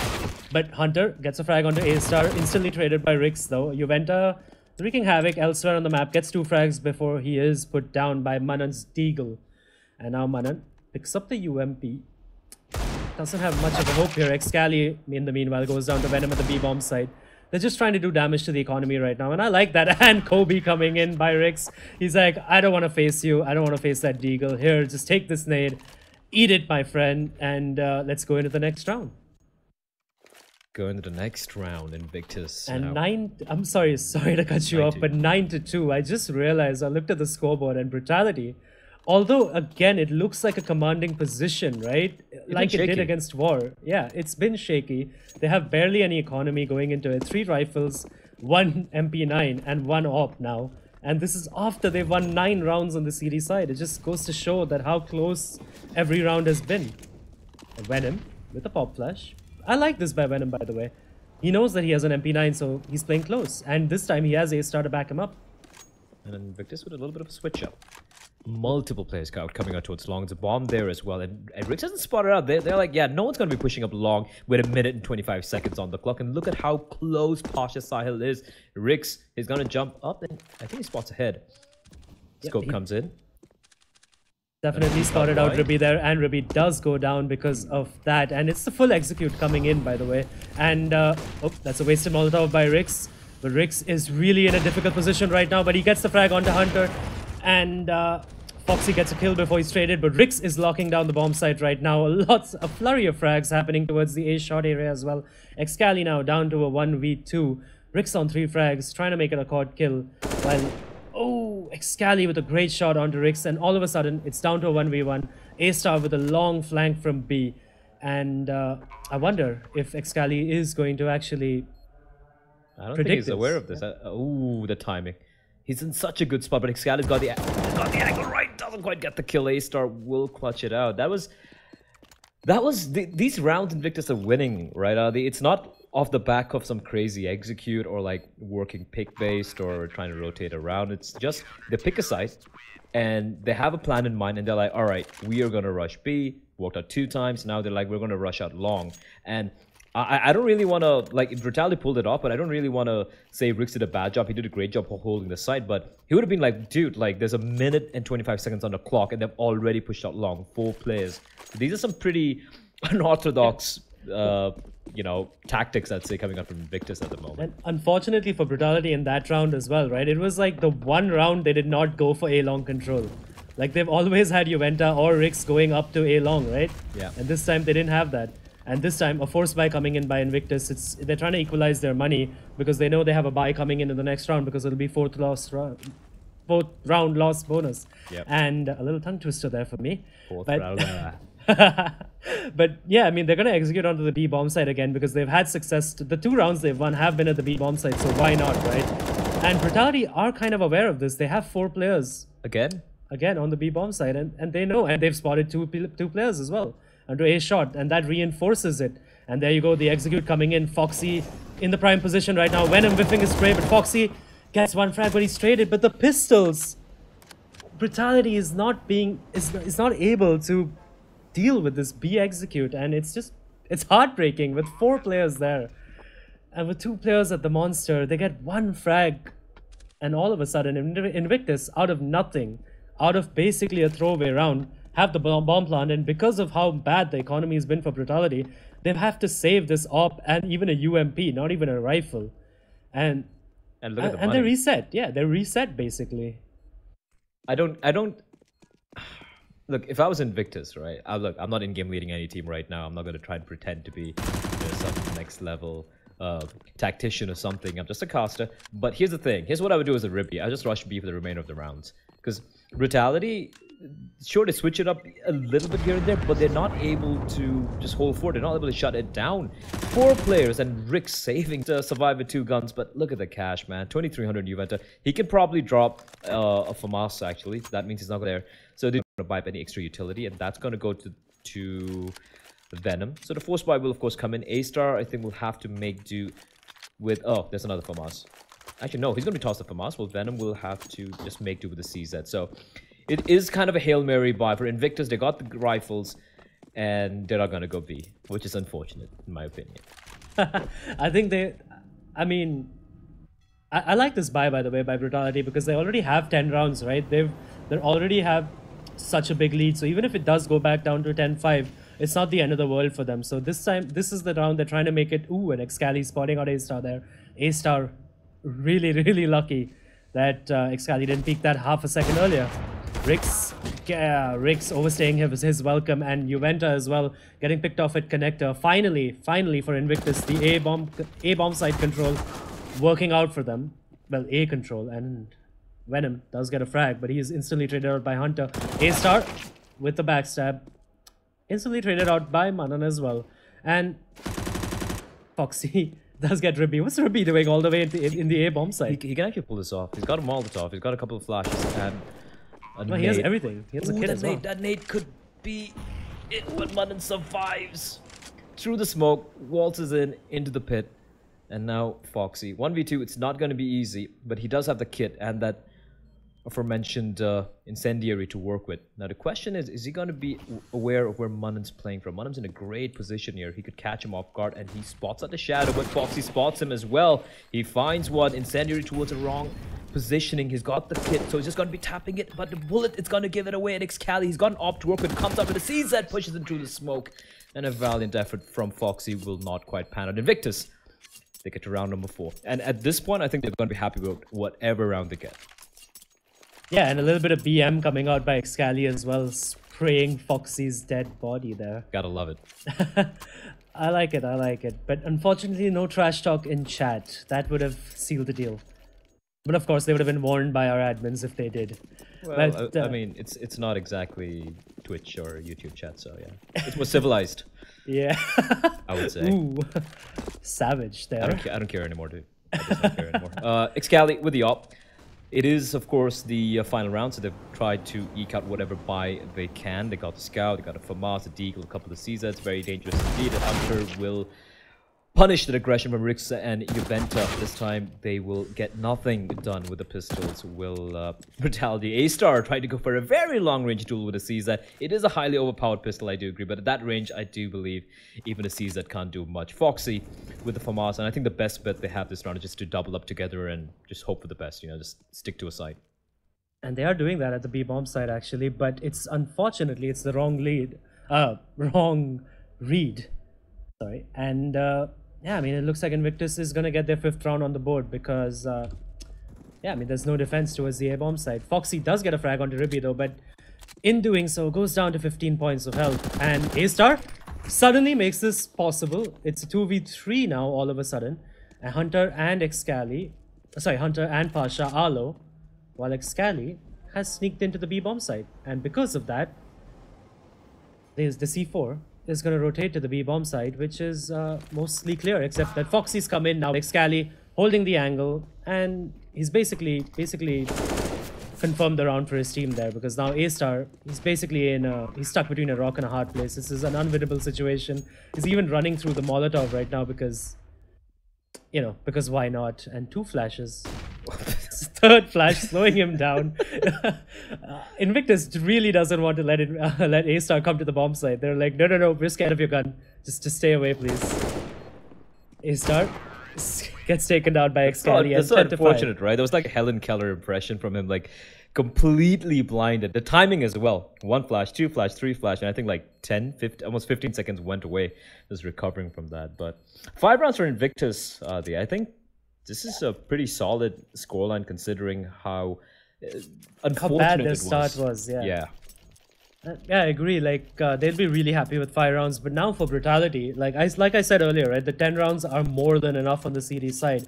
Hopefully now their T side on Overpass. Hopefully it has some of the elements that Invictus showcased in the last few dying breaths of the first half, right?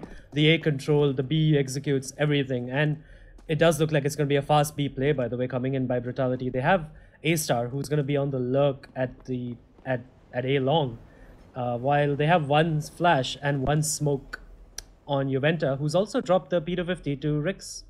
So yeah, this is sort of the new meta, right? Giving your teammate a P250 instead of a Tech 9, because yeah, the Tech 9 has been nerfed. Plus, if for a P250 you can easily afford a flash and a smoke. It's not just 1 smoke, right? Earlier you used to buy the smoke and then the Tech 9, because that's $800 right there. So looks like it is the new Indian meta at the very least. I've seen it in a couple of international games as well.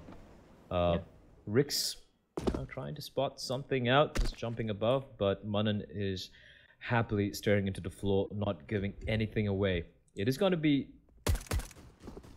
retake setup, but are they going to be aware where Manan is? And Venom, he's going to be checking it. He gets the kill, but Ribby replies back like a boss. 2 quick kills from above, raining death and hellfire. And just like that, it is going to be a 3v4. Here comes the retake as well. Excali finds 1. Ribby tapping away, not able to get a frag. And Rix reloads right in time with the P250. He pushes in as well, but Ribby through the smoke finds a kill. It's all on A-Star. Bomb is planted for him, but the bullet is off by a millimeter. He's not able to do anything. He pushes in through the smoke. Ribby's waiting for him to rip his head clean off his shoulders. And Ribby, with a 4K, the one person you would expect to really go off in such a crucial round.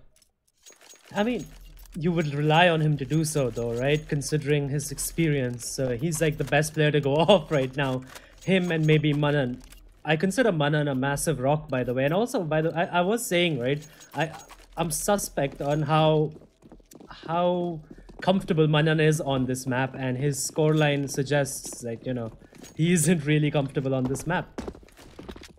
True that. Bottom fragging. I mean, he has been pretty nullified, and no fault of his as well. Like, it's not like he just doesn't seem to have the freedom that he's more used to. He's a pretty aggressive player, at least from what I've seen of him in the past. Just been in various different teams, and especially on a team like this where you have Excali, you have Pasha Sahil, you have goddamn Hunter, for crying out loud. You have a lot of firepower. So Manan's role, at least in my books, would be to try and kind of enable these star players. It could also be that, like, he would be the bait, he would be the guy going in, finding information, the player to set up his teammates. That could also be reflecting his scoreline here. But in the meantime, it is going to be Brutality. Pretty much a full eco, just a few pistols, no armor, and Hunter is having all the time hunting players down, Pasha joins the party, and it is going to be a complete, utter dismantling. A little unfortunate, though, that despite having 3 SMGs, that 3 of those frags went to the rifle. Yeah, and I mean, that was an eco round by Brutality because they got the bomb plant in the first round, right? So it's okay. Brutality is going to buy now into this round. Rix is not buying yet. A-Star with the scout. Interesting pickup by him, honestly, because scout on the T side, it's a ballsy move. But yeah, I mean, touching back to Manan, right? Also, I should mention that he is more of a CD-sided player. So of course, I don't mean him disrespect. I know he's much better on the CD side, so I'm sure we'll see him shine on this side of But yeah, I mean, it's still early days for his CD side anyway. And now, Brutality. I like this. They're just bunching up onto the B bomb side. Yeah, but I like it from Invictus. They've pushed on connector. They've got control of water, or second sewers, or whatever you call it. So they're getting a lot of information here. Like, there's no one here. And a second Brutality burst out into the site, they're going to be facing off against 2 players playing towards short. And are they going to commit here is a question. 3 players just walking in the line. Pasha Sahil is feeling, oh, the timing! That goddamn timing as Ribby gets destroyed, and Brutality are just gonna brutalize everyone in that bomb site, and one player remains. Hunter, he should just be falling back. That just CSGO things, right? Ribby was watching that angle for, I don't know, for half an hour. He switches to the nade, and immediately someone peeks out. Also, I think his teammate, right? He just peeks out a little bit, so he kind of blocks Ribby's vision as well. True. In that angle, I think that played on him as well. And it was a bonus round for Invictus, though. And A-Star is on the hunt with an MP9. He does know where Hunter is now, but he's not gonna get the frag. Hunter, really paranoid. Wastes his Molotov as well to try to hang on to that M4. And Rix is in no mood to let Hunter slide. He's hunting the Hunter. That smoke is a dead giveaway as well. And Hunter, he's going to get pincered by a number of players. Venom rattling off shots. He will be found out, but Hunter can escape. Almost, I think. Valiant effort, gets a couple of kills while trying to save, but he will fall. And for Invictus, this is a decision time, right? 3 players over 4K, 2 players below 4K. So a buy is viable, but is it worth it? They don't care, they're just going to go for it. They're going to go for it anyway, right? And also, that was a bonus round for Invictus. They did have 3 SMGs going into that round, right? Hence, you saw the connector push and the B shot, aggression, because you need to close down those angles. But yeah, I mean, Invictus, hence, because that was a bonus round, they are going to force buy into this, but they need to play aggressive this round as well and get really quick frags. And Hunter knows that he's playing aggressive. He's not going to be expected. Hunter gets the frag on the Venom, but he will. Oh, that's a really late trade onto him. He gets 3 frags before he's finally traded by Juventa, and all of a sudden, it's down to a 2v3. But bear in mind, if the terrorists do stick together, this is very doable for them. But they're not going to stick together. They're gonna go their own way. Yeah, I mean, even if it's a 2v3, usually in a 3v3 or 4v4 scenario on a map like Overpass, it would obviously favor the Ts. So in a 2v3, I think, like you mentioned, I think it's pretty equal, right? The defense will be split. You can see there's just one-man Munnin playing towards Graffiti. And 2 players towards A, though. It's going to be Excali, jump spotting out. Ribby's going to be just crouched out right behind Optimus. I don't like this by Brutality, by the way. The split approach onto the A-bomb site, there is no trade potential there. There you go. A-Star is found out now, and he's going straight for the bomb plant. Ribby is going to take him down. This was suspect. This is just absolutely suspect. So much time to work with as well. They had a smoke too, and now Juventa, he knows what the second player is as well. And he's going to try and get the bomb down here. He's going to tap it. He's going to peek out. Route off a couple of shots. And Excali's feeling adventurous. He's going to throw a little wider. But the bomb plant doesn't come in. And Juventa will get taken down. I completely agree with you over there. Just going for a plan when you know it was a 3v2. If it was a 1v2 or a 2v2, maybe you could have gambled for it. But 3v2, you had to know there'd be a player towards the A-bomb side. So a little strange. We do see a pause coming in. Looks like TeamSpeak issues for one of the players for Invictus. But a couple of their players, actually. They're getting poke harassed, apparently. Which is why you don't use public TeamSpeaks. Yeah, use your own. I mean, buy your own, man. It's not that expensive. Especially considering you're a sponsored team, right? I mean, actually, I don't know about Invictus. I think Ruby sponsors them. With all them skins.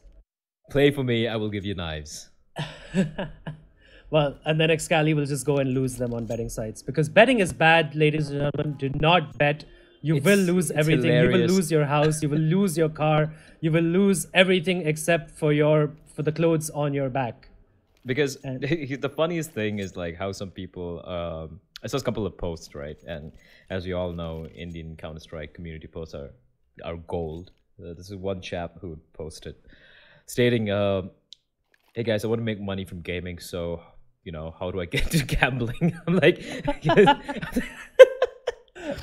was incredible. I would think he meant like, should I become a professional gamer or something? Yeah, but I was like, is he going to start playing, or is he going to probably get into, I don't know, shoutcasting or production? There are many things you can do in esports to make money. There are many things, like many job opportunities. But he's like, so, how much do I need to get in? Who's going to give me my skin so I can start getting into gambling and stuff? And it was quite precious, but yeah. But yeah, it does look like Invictus is ready now. Brutality has called for the unpause as well. So we're going to get back into this game. And Invictus now, they've cut down their deficit to just 3 rounds. It's 11-8. And Brutality, of course, after picking up 1 round, they've been instantly reset. But fortunately, because they had 3 players alive in the round prior to this one, they're still going to have 3 AKs on the board. while A-Star and Venom have to just settle for the pistols. Yeah, so still very viable. Those two MP9s won't be able to do much apart from Venom, who doesn't have any head armor. So Ribby, he is playing aggressively, but the three players staring down that smoke at that angle is right. That's a pretty well-known angle. Now, you can't really hide behind his spools. Anyone who's used to playing connector on the T-side or overpass would know that particular wallbang. But Ribby doing a smart thing, falling back, hiding, and instead is going to fall all the way back. But look at the aggression coming out from Excali. He's in a great spot here. Yeah, the map information, right? The information you get from this kind of map control is absolutely massive. And now it looks like Brutality have realized that they need to take some control at the A-bomb site, and they're gonna hopefully check for this. Foxy is looking this way. Venom! What was that? Correct. What was that? He wasn't even looking at him. He snaps at him and cleanly wrecks Excali's head off his shoulder, like rips his head off his shoulder, and all of a sudden, all that map control and the rotations are now going the other way. The rotations to B have to come back to A now. Pasha Sahil getting caught out with a nade, and he does get a frag, though Foxy will trade him immediately. Hunter whiffing his spray, and Venom takes him down instead. And now, all of a sudden, it's just two MP9s. Venom, what are you doing there? He didn't have any head armor as well. He was the only player who doesn't have it. It's still a 3v2, and A-Star is on the flank. So this should be a done and dusted round for Brutality, as long as Rix and Foxy can hold them off for just a few more seconds. But Manan does get Rix, but A-Star, Foxy gets Manan. He's traded by Ribby, and now it's down to a 1v1. And Ribby, he is not aware. Oh no! What? A-Star, stay alive. Oh, and he doesn't stay alive. And Ribby has the time. He has the time. That's a massive misplay by one of the, oh my god, by basically one of the best players in the scene, right? That's, and more BM, and that was just nerves there, absolute nerves. That was hilarious. That was hilarious. Yeah, I mean, he had the perfect. He even saw the barrel sticking out, so he wasn't diffusing, right, in that 1v1. I really don't know what happened there. That should really not have gone the way. That flank was perfect. That flank was pristine. It was A-Star, right? Was flanking. Yeah, exactly. That was perfect. And Ribby had no idea. Yeah, and A-Star even saw the barrel poking out. He knew he was not sticking the diffuse. He was looking towards bathrooms, and he could have just waited for a bit, and then, you know, just played to perfection. Like, the timer was running out as well, but credit where it's due, though. Ribby clutched it out. He did his very best. It looked like a done deal. It was a 2v4. Bear in mind, it was a 2v4 retake.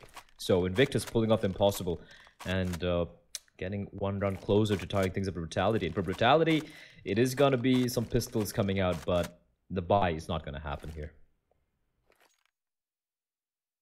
Yeah, and Invictus again now with the tech pause because of the same issue, and they're in fact requesting for Brutality's TeamSpeak channel. So, and Brutality has agreed.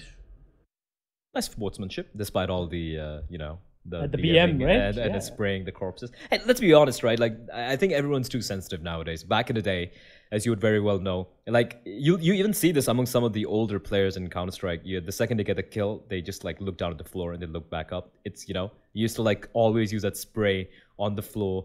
Now it's called graffiti. We used to call it spray back then. It was a very habitual thing. Most people used to do it, and it wasn't a big deal. It's just nowadays suddenly it's a big deal. Oh my god, he's showing a lot of bad manners. He's not respecting his opponents. I mean, come on, guys. Like, it's all in good faith. It's all in good fun. Everyone does it. Well, it depends, right? Is it though? Like, if you know it's in good fun, then sure. But what if it isn't?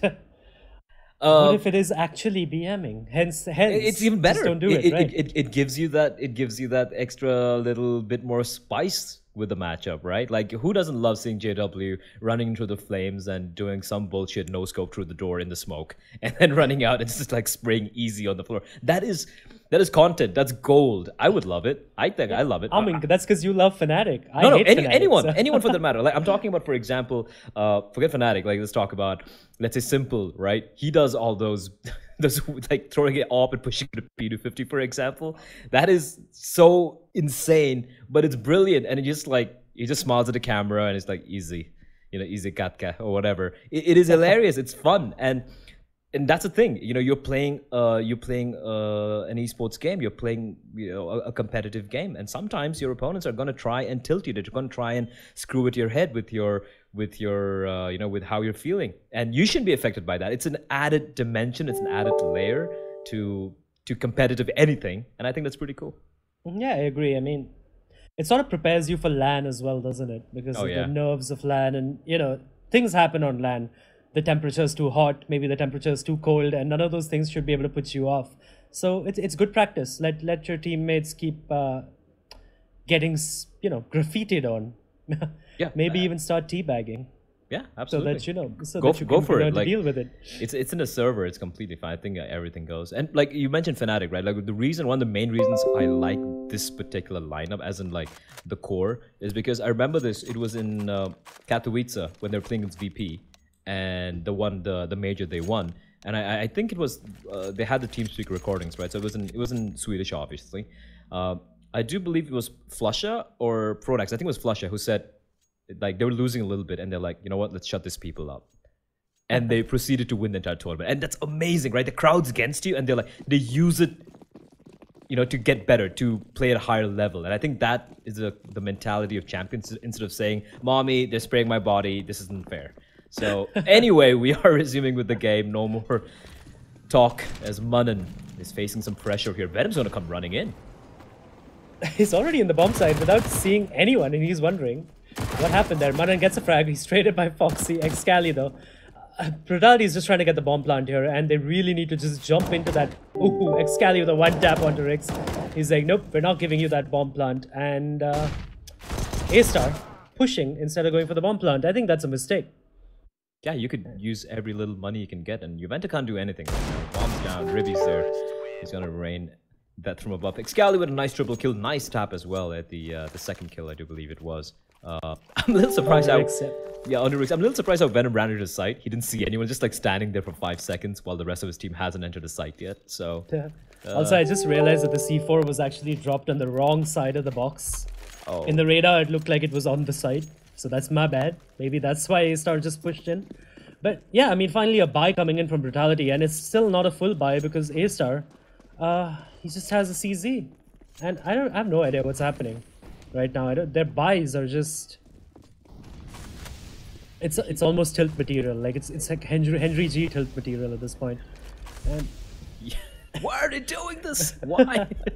But they have gathered out, and again, Invictus going for this aggression towards B short and connector, getting cons control so that, you know, and then they're going to be falling back. So you can see Hunter, he's been left alone towards bathrooms, a position I'm not usually a big fan of, like playing it alone, because you can get caught with the pants down and there's no one to trade for him. Pasha's all the way towards the A bomb site, so Hunter should be falling back by now. You know, anyone could have just walked into the bathrooms. But meanwhile, the action is going to be towards the B-bomb side, where Excali is going to toss in a nice flashbang. Blinds quite a number of them. And Munan's waiting. There's going to be huge from Munan, and he's been spotted out there. And he's going to go for the spray. Finds one. Finds two. Looking for more. Finally gets taken down, but it's done his job. It's now just 2 players remaining. It is going to come down onto A-Star. Never mind. Venom's going to be left alone here. He does find one, picks up the bomb, but it's another player towards Heaven. And this is going to require a Herculean effort from Venom. He's down to 11 HP, and Hunter knows exactly where he is. So the Triangle of Doom is set, and the flank's going to come in from behind as well. And Venom, can he do more? No, he can't. Ribby will finally put him out of his misery. Nice hold coming out from Invictus there. It looked a little scary for a moment, but Munan picking up that crucial double, that was instrumental. Also, I just noticed a really bad misplay by Hunter. He knew Venom was down there, right? They had a backstab coming in from Monster as well. He peeks out, he loses his op to Venom, like Venom kills him, loses his op, and now he spent all the money he has to buy that op again. And it's just the little things, right? It can go on. Like if Brutality wins even the next round after this, right? It's gonna put pressure onto your economy. And of course, Brutality is eco this round, so we shouldn't expect much from them. But yet, it's just a few things, the little things, which I think Invictus still needs to work on. And indeed, Brutality still needs to work on. Manan, though, gets traded out by Foxy after getting one frag. Excali whiffing his spray, but he's bailed out by Pasha Sahil's backstab. onto the connector area. And now that leaves A-Star in a 1v4.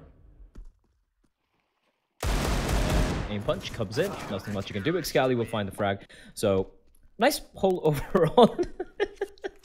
And there you go. It's like they're watching the stream.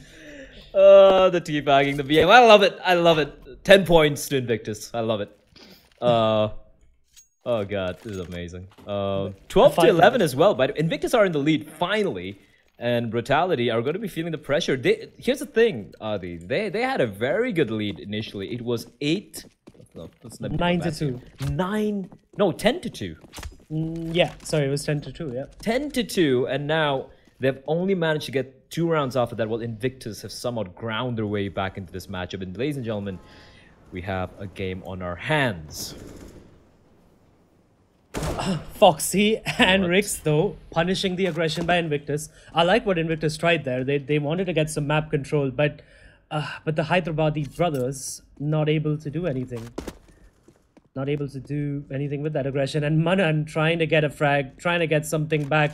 It gets punished by Juventa. Hunter whiffing his shot, getting punished by Venom. And all of a sudden, Excali has to save this gun. And there you go. Look at the money on Hunter. He doesn't have enough to buy an op. This is exactly what I was talking about a round ago. If Excali does save this gun, he'll still have, I think, close to 9k. So a buy... it's definitely going to come in, yeah, yes. I don't think we'll see an op, though. And an op is... Especially when you have a player like Hunter, who I think at one point in the past year or so, he was considered the best opper in the country, the most stable opper, the most, the backbone of the team. And you want to have that op in his hands. So it's going to be a little bit of a rough buy, but it's all going to come down if Excali can survive. And he's looking a little fidgety. He is repositioning himself. And I'm not a big fan of this. Rix looking the wrong way, though. What would be huge if Excali walks out and gets to kill, picks up the op. That's not going to happen, but he will survive with the M4. Scores are tied, and Invictus will definitely go for the force here. Yep, but he does drop over an op to Hunter, and they still have enough actually money to get everything they want, honestly. Of course, they're going to be a little low on the utility front. Pretty decent overall. Actually, pretty decent, yeah. Just one smoke and maybe a couple of grenades missing.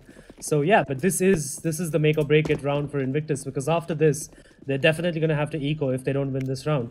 Juventa with the standard Molotov onto the B shot area, trying to help Venom to get B shot control. And I like it, actually. They've switched things up. Venom is the one who goes for the B shot control now. It's not A-Star anymore, and A-Star is on the look, more on the look role. Always solo. Always solo. Always lonely. But I mean, I think Brutality have definitely watched how Invictus plays, because they're only sending one player into connector, right? You only do that if you're confident that they're not going to go for connector control. And Pasha Sahel and A-Star basically at a deathlock right now. Who gives up first? Ooh, Pasha Sahel. they spot each other, but Pasha Sahel gets away clean. And he just about gets away. In fact, Foxy was just about to peek out at A-Long, and that's information gain for Invictus, so that's not going to be a problem. Yeah, and I like this. Yeah, just one point I want to point out. I'm sorry for cutting you off, but the fact that many teams make this mistake where they're like, don't play a little bit more aggressively towards bathrooms and towards long. I like this play. You play a little bit more aggressively. You spot people. You don't need to get a kill. You fall back. You've at least whittled away the time. You've gathered some information, and now you fall back and play from the sides. I like this. Yeah, I agree. And also Invictus is going back to what worked for them earlier, right? Which is playing backward, and Pasha Sahel whiffing the spray onto Rix. Rix just shutting him down with the op. Hunter missing the shot onto Foxy. Foxy gets the kill as well. Venom walks in and backstabs. Oh no, the C4. Oh, that's a massive misplay by Brutality, and they've basically thrown the round. Because Rix is really low. He's going to be taken down by Excali and Manan to tag team on it. And there's no time. There's absolutely no time remaining. They need to go and hunt this, and oh my god. Jesus Christ, that's so gutting, right? That is so gutting. I think it was a 5v3 advantage for Brutality, and it was very well played, by the way, but I think the guys at B should have waited a bit more for the rotation to take place before they went in. They still had a little bit more time remaining, so... Yeah, I think they panicked after seeing 30 seconds on the clock. Oh my god. Like... Sorry for cutting you off, but yeah. No, but yeah... Brutality with a timeout. Yeah, that's almost tilt material like right there for Brutality. They have gone, of course, can go for the buy. Rix with the AWP once again. Foxy did save his gun. They still have a little bit of money in the bank. They managed to, even though they just won one round, they managed to keep most of the players alive earlier. So I think in fact it was all 5 alive. Yeah. Let me just check that. Yeah, all 5 alive. So that's why they have the buffer money to work with, 3,600, 2,900. So they're in no danger of getting economically wrecked or completely reset. But Invictus, here's the thing. That was a miracle round coming out. Now Pasha's going to buy up. So look at the money. Everyone's under $1,000 apart from Hunter. If they lose, again, even though 13-12, if they lose, there's that reset potential, right? Then it's going to be Brutality 13-13. Then Invictus is going to be in an eco. Then Brutality are going to get a 14-13. And even then, it's the buy's going not going to be to a be double great. eco, in fact. Indeed. Or they might have to go for UMP. So the pressure's on Invictus. Despite having the lead right now, the pressure is on the Hyderabad, the Mumbai mixed team. And they've gone for a little bit of aggressive play once again towards the bathrooms. So that nade somehow does a lot of damage to A-Star and Juventa. Well, at least A-Star brings him down to a single headshot with the M4. And sometimes that's the job of a nade. Just make the player a one-tap. And I like the switch up by Invictus, by the way. And there you go. The switch up pays off. Hunter gets the frag onto A-Star with the op. And now they can fall back to the bomb site. This is exactly how you play overpass. You get a pick and you fall back. Uh-oh. Ooh. Gets legged, but he survives. And as long as they maintain that man advantage, I think they're going to be pretty happy with this. Pasha's going to stick around towards long, though. I think he's going to just try and be the info guy and sacrifice himself. Maybe try and do some damage or something. Just make sure that the long is completely... Never mind, everyone's dead. That is so unfortunate that we missed this, but Venom basically just walked into the B bomb site with one flashbang and wrecked the bomb site. So clearly, they've learned. Brutality has learned what Invictus is doing, and Invictus is going for the save because they know that they're wrecked. Their money is absolutely wrecked. Even with this save, they're going to have to force buy around it, and it's going to be nothing. $1,900, that's it. It's going to be $1,400, not even $1,900. Oh yeah, my bad. Yeah, it's going to be the first round loss bonus. Yeah. That is... Hunter can drop 1 from us, and that's it. I would go for an eco, to be honest. I would just, what I would do here is the next round, just throw the round away. Like everyone goes for an eco, but plays around Pasha and Hunter. Ensure that those 2 guns don't get taken away. Commit to the A bomb side or the B bomb side, whatever. Just commit to it. If you, oh no, did he just die to the explosion? Yes, he did. Yep, he did. But Never at least mind. the op was alive. And man. Was that Manan? No, that was wasn't Pasha. Manan. That was All Pasha. Right. I was going to be like, yep, he clearly isn't comfortable. But Manan has come alive, by the way. We were talking about him earlier, right? So is Venom, right? Even he was bottom fragging as well. Yep, he was on his side as well. And they have come alive now. So they're back to their favorite sides, I guess, in the map. And now Invictus does force buy around this, but this is it. If they don't win this round, it's going to go to GG. Well, at least it's going to go to 15 rounds, if nothing else. And Hunter... desperately trying to get the first pick onto Foxy. And Foxy with a one-tap onto Hunter. What was that? Hunter, sit down. And the op is out of play. If I was Foxy right now, I would go pick up that op, throw it far away from the map. But Pasha Sahil trying to recover the op, punished by A-Star. The presence of mind coming in by A-Star that somebody is going to go for that op. Oh, that's glorious to see. That's absolutely glorious to see. And 5v3 now in the favor of Brutality. I'm not a big fan of, like, you know, that angle Hunter was holding towards Fountain, right, when he just got one tap there. It is a viable angle, especially in the first few seconds when you have a good spawn. But sticking around there, you can easily get one tap, especially when you have aimers like a Foxy, like an A-Star, like a Rix. If a double peek happens, for example, right, or a flashbang pops out, or someone's wrapping in from towards playground. So it's a very high risk position. But then again, I guess Invictus had to go for this high-risk place. However, Munan's there, quick trade comes in, and just like that, Excali actually gets another kill as well. So this is... It's going to come down to Ribby. This is doable. Unfortunately, Ribby has a CZ, and it's long range, and he's been spotted out. But somehow, with the CZ, he makes it work, kills Juventa, who whiffs the spray. And even though Ribby is low, this is still doable because it's 2v2, and now Excali is coming in from the CD spawn as well.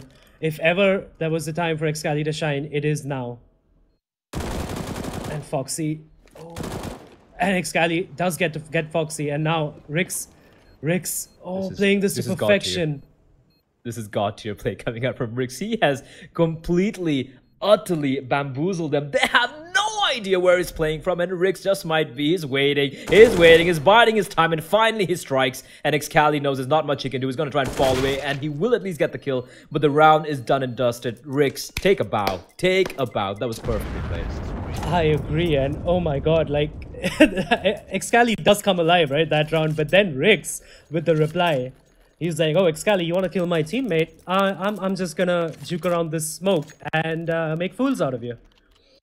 And Hunter calling a nice shot to Foxy as well, because yes, that was indeed a nice shot, deleting his head clean off. And now, Brutality in the driver's seat.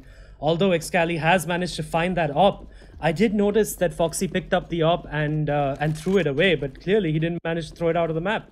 And that could cost them dearly, because Excali trying to get the peek, but nope, Rix is waiting for him, deleting his head, clean off, and Brutality, definitely now, it's their game to lose at this point. And look at them just funneling out from short. Invictus, they really have nothing. They're trying to save money to try and play for overtime, but Rix is just holding it down towards Connector. He finds another one. They're trying to probably pressurize him, but nope, instead they'll have second thoughts. They're going to be making their way back towards the B bomb side, but Venom is going to be waiting. Smoke's gonna blossom, but Munnan from behind trying to be cheeky. He's gonna fall as well, and now it's Pasha and Ribby. Ribby with a P250 can do some damage at a P250 close range, but Foxy will shut him down at Pasha Sahil. 1v5 with a USP and a Dream. Yep, and also the next round, the buy coming in from Invictus is gonna be terrible. Yeah, and it's gonna dink in, but flawless round of Brutality. They are on map point, and for Invictus, just want to point out something on the scoreboard, right? If you look at the spread of frags, 23 for Rix is top fragging right now, along with Juventa. Fox on 22, Foxy, and then you have A-Star and Venom on 17. So the spread has been pretty tight overall. Even for Invictus, we do see Excali a little bit ahead of the rest, but the spread has been pretty tight overall. So no one's really slacking off. It has been a pretty tight game. A weird game, to be honest. Some of those rounds were quite bamboozling. But here we go, ladies and gentlemen. Potentially the final round here. Invictus final buy. Excali, London got pat on through the wall bang. He's down to 43 HP already. Yep, the one dink by Juventa. Juventa needs to watch some Nate King videos, some Super Generals Molotov videos, because he missed that Molotov onto the into B shot. And because of that, there is no B shot control by Venom. At least I like the presence of mind that Juventa told Venom that, oops, I missed my Molotov, don't go in, don't go in. And it was a good adjustment, but look at where A-Star is, by the way. He's somehow managed to sneak in all the way to A-Long, all the way up there. And right now, it's a gamble. Yeah, if he pushes into the A-bomb site, it's going to be completely empty. But of course, he doesn't know that. We know that. Yeah, it's a pure gamble strat for Invictus. This is pretty much them saying, listen, you know, one shot, one opportunity. 15-13, there's nothing much we can do. We might as well try and gamble on the fact that it's going to be B hit. And A-Star is trying his very best to get on top, and he will finally make it happen. But yeah, like you mentioned, if he walks into A bomb site and he clears it out, round's pretty much done and dusted. It's over. Rix, in the meantime, just continuing from where he left off in the previous round, is going to find one more. And okay, Ribby does find Venom, and that's going to be the tell. A-Star's walked into the A bomb. There's no one. There's absolutely no soul in this bomb site. It's bereft of any counter-terrorist presence, and it's going to come down to this. 20 seconds on the clock. The bomb is going to get planted. Can this retake happen? And it's a CD-sided bomb plant as well, because they don't know that the WC area is clear or not. And it isn't clear, but Rix, with 2 CC kills, he is going to get traded out by Pasha finally, but Ribby does get a frag elsewhere onto Juventa as well. It's down to a 2v2 retake, and can they do this? Can they save their team? Foxy looking away. That's a misplay right there, and A-Star, 1v2. He needs to win this for his team, and he's not going to do it. Ribby doesn't have a kit, but he has the time for the defuse, and Invictus keep their hopes alive, keep their dreams alive, but their money is going to be absolutely wrecked, and it's going to be a really difficult last round of the game. Well, of maybe the game, but of regulation time anyway, for Invictus. I don't know how they lost that. Firstly was the fact that Foxy was looking down towards long, and I do believe it was A-Star who had the information here. I think he heard the player come out, so you should mean, like, you know, no one's covering your back. You should probably be looking towards the site, you know. Yeah, I think the post plants were bad. Post plants are pretty poor from Brutality, and that was a chance to close it out. They had the bomb site. It was a 4v3 or something. It was a chance. And Rix, by the way, he got 3 kills as well. Once again, just going above and beyond. But despite his heroics, he's still in this game. Final round of regulation, and A-Star is going to open things up. He finds the first kill, and Manan not able to get a trade. I think it was through the smoke as well. Excalibur is going to be kicking himself. And Manan getting tagged down by the nade a little bit. He really wants that M4, which he can't find anymore because the nade has blown it away. It's a Kingdom Come. It is there. I think he needs to get specs. Oh, yeah. Well, I need to get specs for sure, because I didn't see it at all. But yeah, well, there you go. Finally, he finds it. It is a camoed gun. Its name is the Urban DD Pad, which is a an urban camouflage thingy. But but sorry to cut you off, but it does look like it's going to be a B execute coming in by Brutality, and the read is coming in by Invictus as well. They have rotated one extra player towards the B bomb side as well, and it is 5v4 though. The odds are stacked against Invictus at this point. They're trying to get any advantage they can, and as of now, it is that B stack. That is the only thing going for them right now. Ribby, the open play. He's got to go off here, and he's got to get the shot. Perfect shot in. He finds one, but gets quickly traded. There are two more players in the pit. Then it's going to be Manan Pasha Sahil, but they're all going to fall. And just like that, one player remains. Hunter. They're trying to keep this dream alive. He's got an off. He's got an 8. He's got a Kevlar, and he is on the hunt, but his prey might be a little too much to handle. And Rix, isn't it so fitting that he will close it out? 27 frags for the man. His Brutality finally close it out. And what a back and forth game. It's been 9-2 to 12-11, 9-2 in favor of Brutality, then to 12-11 in favor of Invictus, and finally Brutality getting some wind in their sails and closing it out. And also, Brutality are unbeaten, and Invictus have lost their unbeaten streak. 5 games unbeaten for Invictus. Their 6th game is a loss, and now Brutality, 4 games on the trot. They've won everything they've played yet till now, and I'm excited to see more games by this classic lineup by Brutality. Absolutely. This was, it was a fun game. And also, I think the first game you and I have casted ever together, just the two of us as a pair. So a pretty nice game to start things off. Yeah, no, that's about it. I think we have, I'm actually wanting to see a little bit more of Too Easy and Entity Play. Hopefully we'll get to cast that maybe during the following week. Well, it's a really good CS lineup coming up, by the way. We have some great games. There's going to be Brutality taking on Portal Esports pretty soon. Brutality takes on Invictus as well. So anyway, for now, we are done with CS. We're going to go back to the studio. This was Adi, and joining me was Blay. So thank you very much. And Vagish and Zara, please take it away.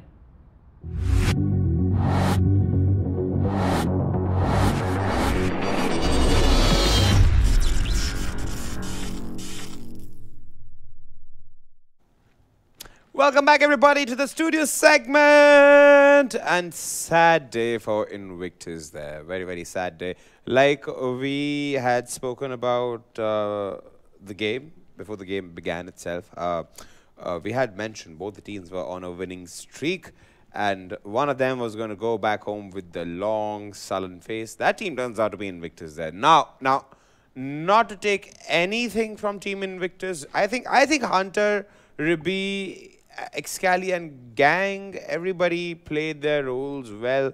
I think predominantly, according to me, Brutality pushed them. They made them keel over the edge so that when the game went on towards the last rungs, the later rungs, that's where the real brutality, the real brutal pressure came by. And what synergy, what absolute brilliant call by Juventa towards the later game when he missed through the molly there. I loved it. Angie, what about you? I felt it was a great Counter-Strike game. I mean, knowing both these teams, they are, of course, the top teams in our country. And to see them perform and to take a game so long and finally one emerging victorious. I mean, I love Counter-Strike because they're so nail-biting. Each game is so intense.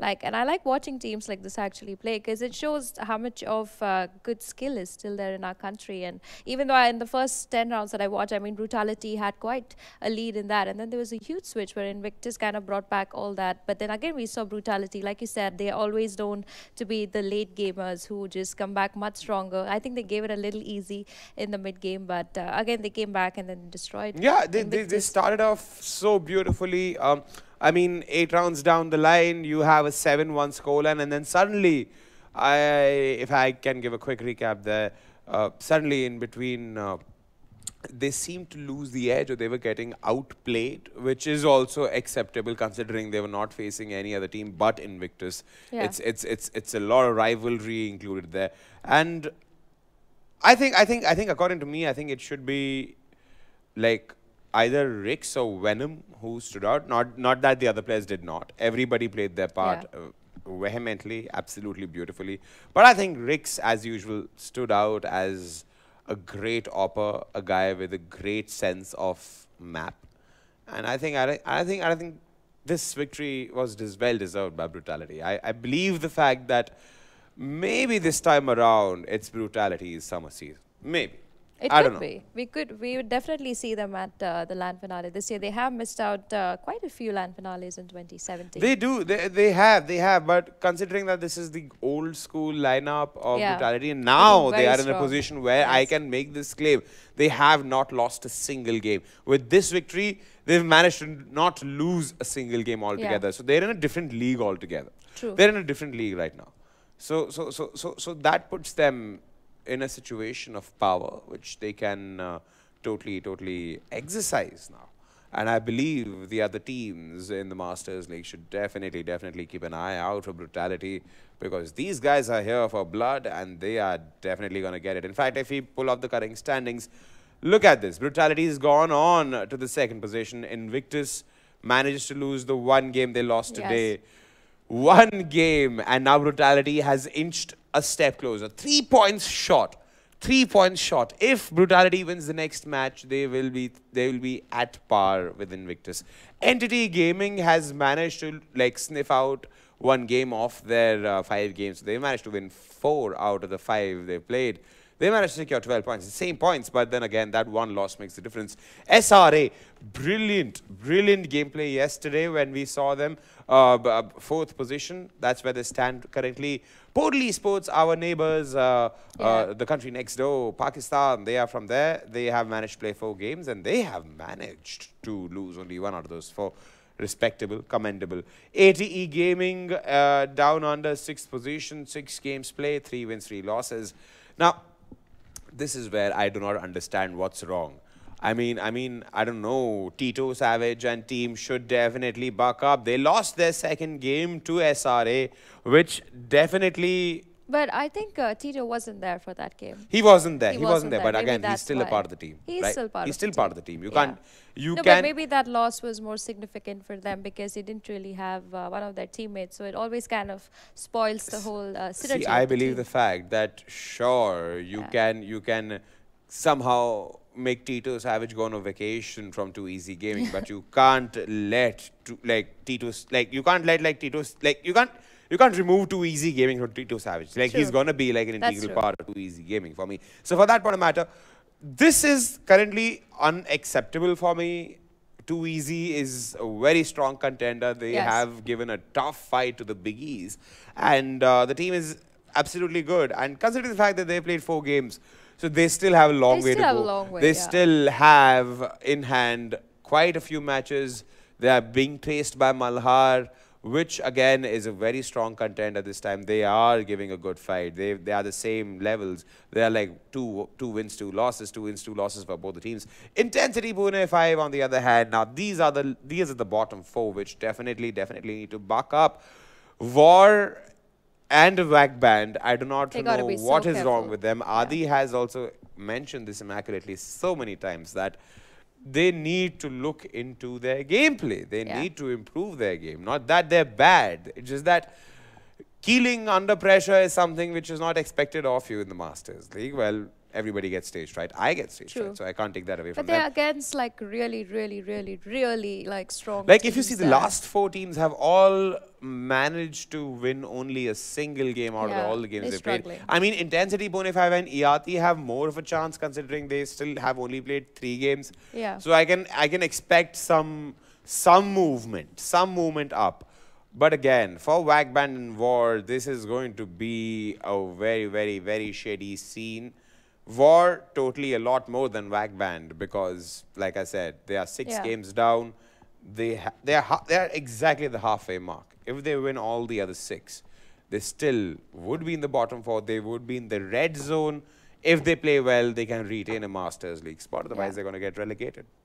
I'm a little concerned about the last 4 teams. I mean, being in the Masters League is a very prestigious place to be, and then more than prestigious, it's a lot of competition, Angie. That's true. You have to understand. Like I keep saying, I'll repeat it again. Masters League is a shark pit. If you're thinking that, hey, I'm going to be like a wily old piranha and get away with it, sorry, but you can't. You have to be the great white shark to be the king of this shark tank, and that is how the Masters League do. But apart from that, I've been informed, yes, made contact. No, I'm just kidding. I've been informed that the DOTA match has been forfeited for today. Yeah, they've had a little Alpha Esports problem. players didn't show up, apparently. No, there were some power cuts, so they were not able to play. Oh, okay, So that's okay. all So right. there were some power cuts and they did not show up. So hence they did not show up. It's the same thing. Now that we've mentioned the reason behind them But not this is a showing little, up. I mean, just to add to that, I mean, Alpha Esports not playing this game, I'm a little worried about them because as of now, they also, like Wackman and War, they sit at the bottom of the board of the ESL India Premiership. And if they really continue on the struggle, I mean, I was going to say that this particular game that they would play would be very important to them because another loss from them and they would be 7 games down. Yeah, and that also would leave means them still clear-cut zone. in the red zone. I agree. So this is a little worrisome for me to see Alpha struggling even more now with such problems. So they are not able to make it through. But I also want to mention that Alpha is one of the teams that I've analyzed so many times. And they're one of the teams in the Masters League who have played the maximum amount of heroes.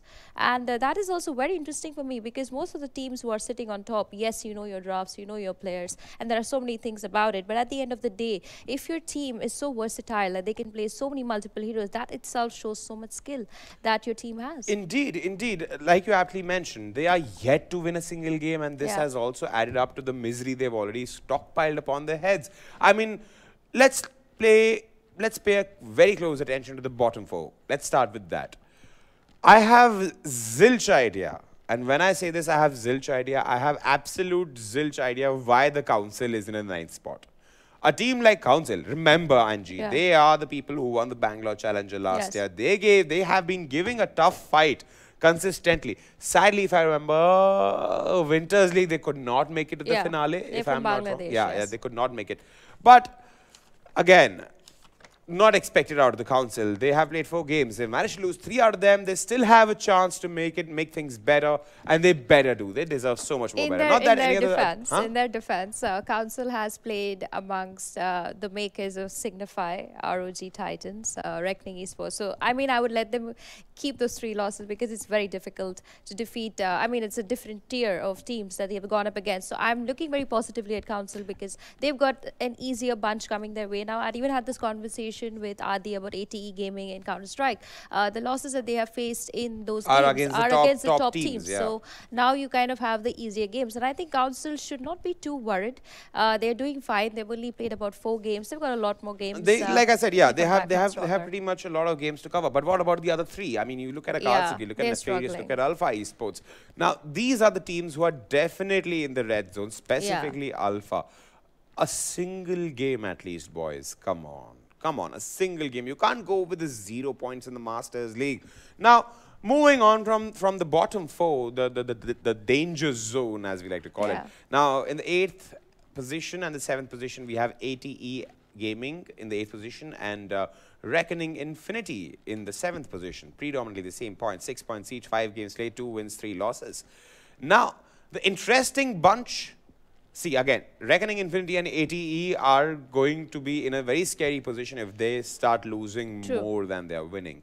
Now, we got to pay attention to the next 3, the 6th, 5th, and the 4th position. The Buriza Youth, the Reckoning Esports, and Cullies. Now, I really like the fact that Cullies and ROG Titans, so far in the respective 4th and 3rd space, have managed to not lose a single game. 3 games played, 3 games strike. Especially from Cullies, are very surprising. Very interesting. Nice change to see some control coming in. But again, like I said, like they say in Game of Thrones, the night is dark and full of terrors. This is going to be one terrifying league because Signify, Buriza up top, 1st, 2nd position. I mean, 3, 4, 5. Yeah, 6th and the 5th position spot. That's Team Reckoning Esports and if I remember Buriza correctly, Youth. Buriza Youth. Yeah. Both of them are in a very favorable spot because they have managed to lose one game off their ticker, and they can, if they play their game pretty well, they can definitely rise up to the top. I mean, from like I mentioned, my apparently now my famous how would I say explanation about tigers and big cats eating food. This would be a role change. This would be the antlers hunting the tiger or defending themselves, and that would be a sight to see. These are what great esports stories are made of, and I believe the fact that teams like Burizayu, teams like the Cullies, teams like Reckoning Esports have it in them. They need to play to their strengths. They need to play to everything they've got, because a team like a Reckoning Esports, if you look at it, I mean, no offense to any of the teams, but if you look at it, all the teams are good. A team like Buriza Youth, Reckoning Esports, Cullies, they come from down under. That's true. They know what it's like to be down under. They've got nothing to lose there. But a team like Signify or an ROG Titans, they have... It's like I have been accustomed to a certain lifestyle, so I got to maintain it. So they have everything to lose. These guys are coming there with nothing to lose and everything to gain. That makes them formidable enough. Formidable enough for a team like Signify or RG Titans to at least think twice before being overconfident, which I know they won't. They are big teams, which I know they won't, with all due respect. I mean, and other than that, when you are sitting on the 5th and the 6th spot, it's a very crucial spot because you either make it to the top 4, make it to the finale, or you stay 5th and 6th. And I think it's like saying being the 4th at an Olympic event, you know. And it's a very... It pinches a lot. It pinches a lot that I could be there, but I could not be there. I get what you're saying. Well, sadly, like we were discussing... You win some, you lose some. That's how life is. There's no free lunch. But, ladies and gentlemen, that's what we have from today's edition of the ESL India Premiership 2018 Summer Season Masters League. I'm your host, Vagish Godslebhan, and... I'm Zara Angela Gonzalez. And, of course, shout out to Gautam Virkaholic Virk, who was here before but is not here with us because apparently he became too aerodynamic and flew away. But, no, jokes apart. Let me remind you, huge shout out to my amazing sponsors, Omen by HP, HyperX, Intel, and the people bringing this to you, ESL and Nordvan Gaming. Shout out to them too, and the amazing production team. But this is what we have for you guys from this desk today. We'll be back again at it tomorrow. Cheers.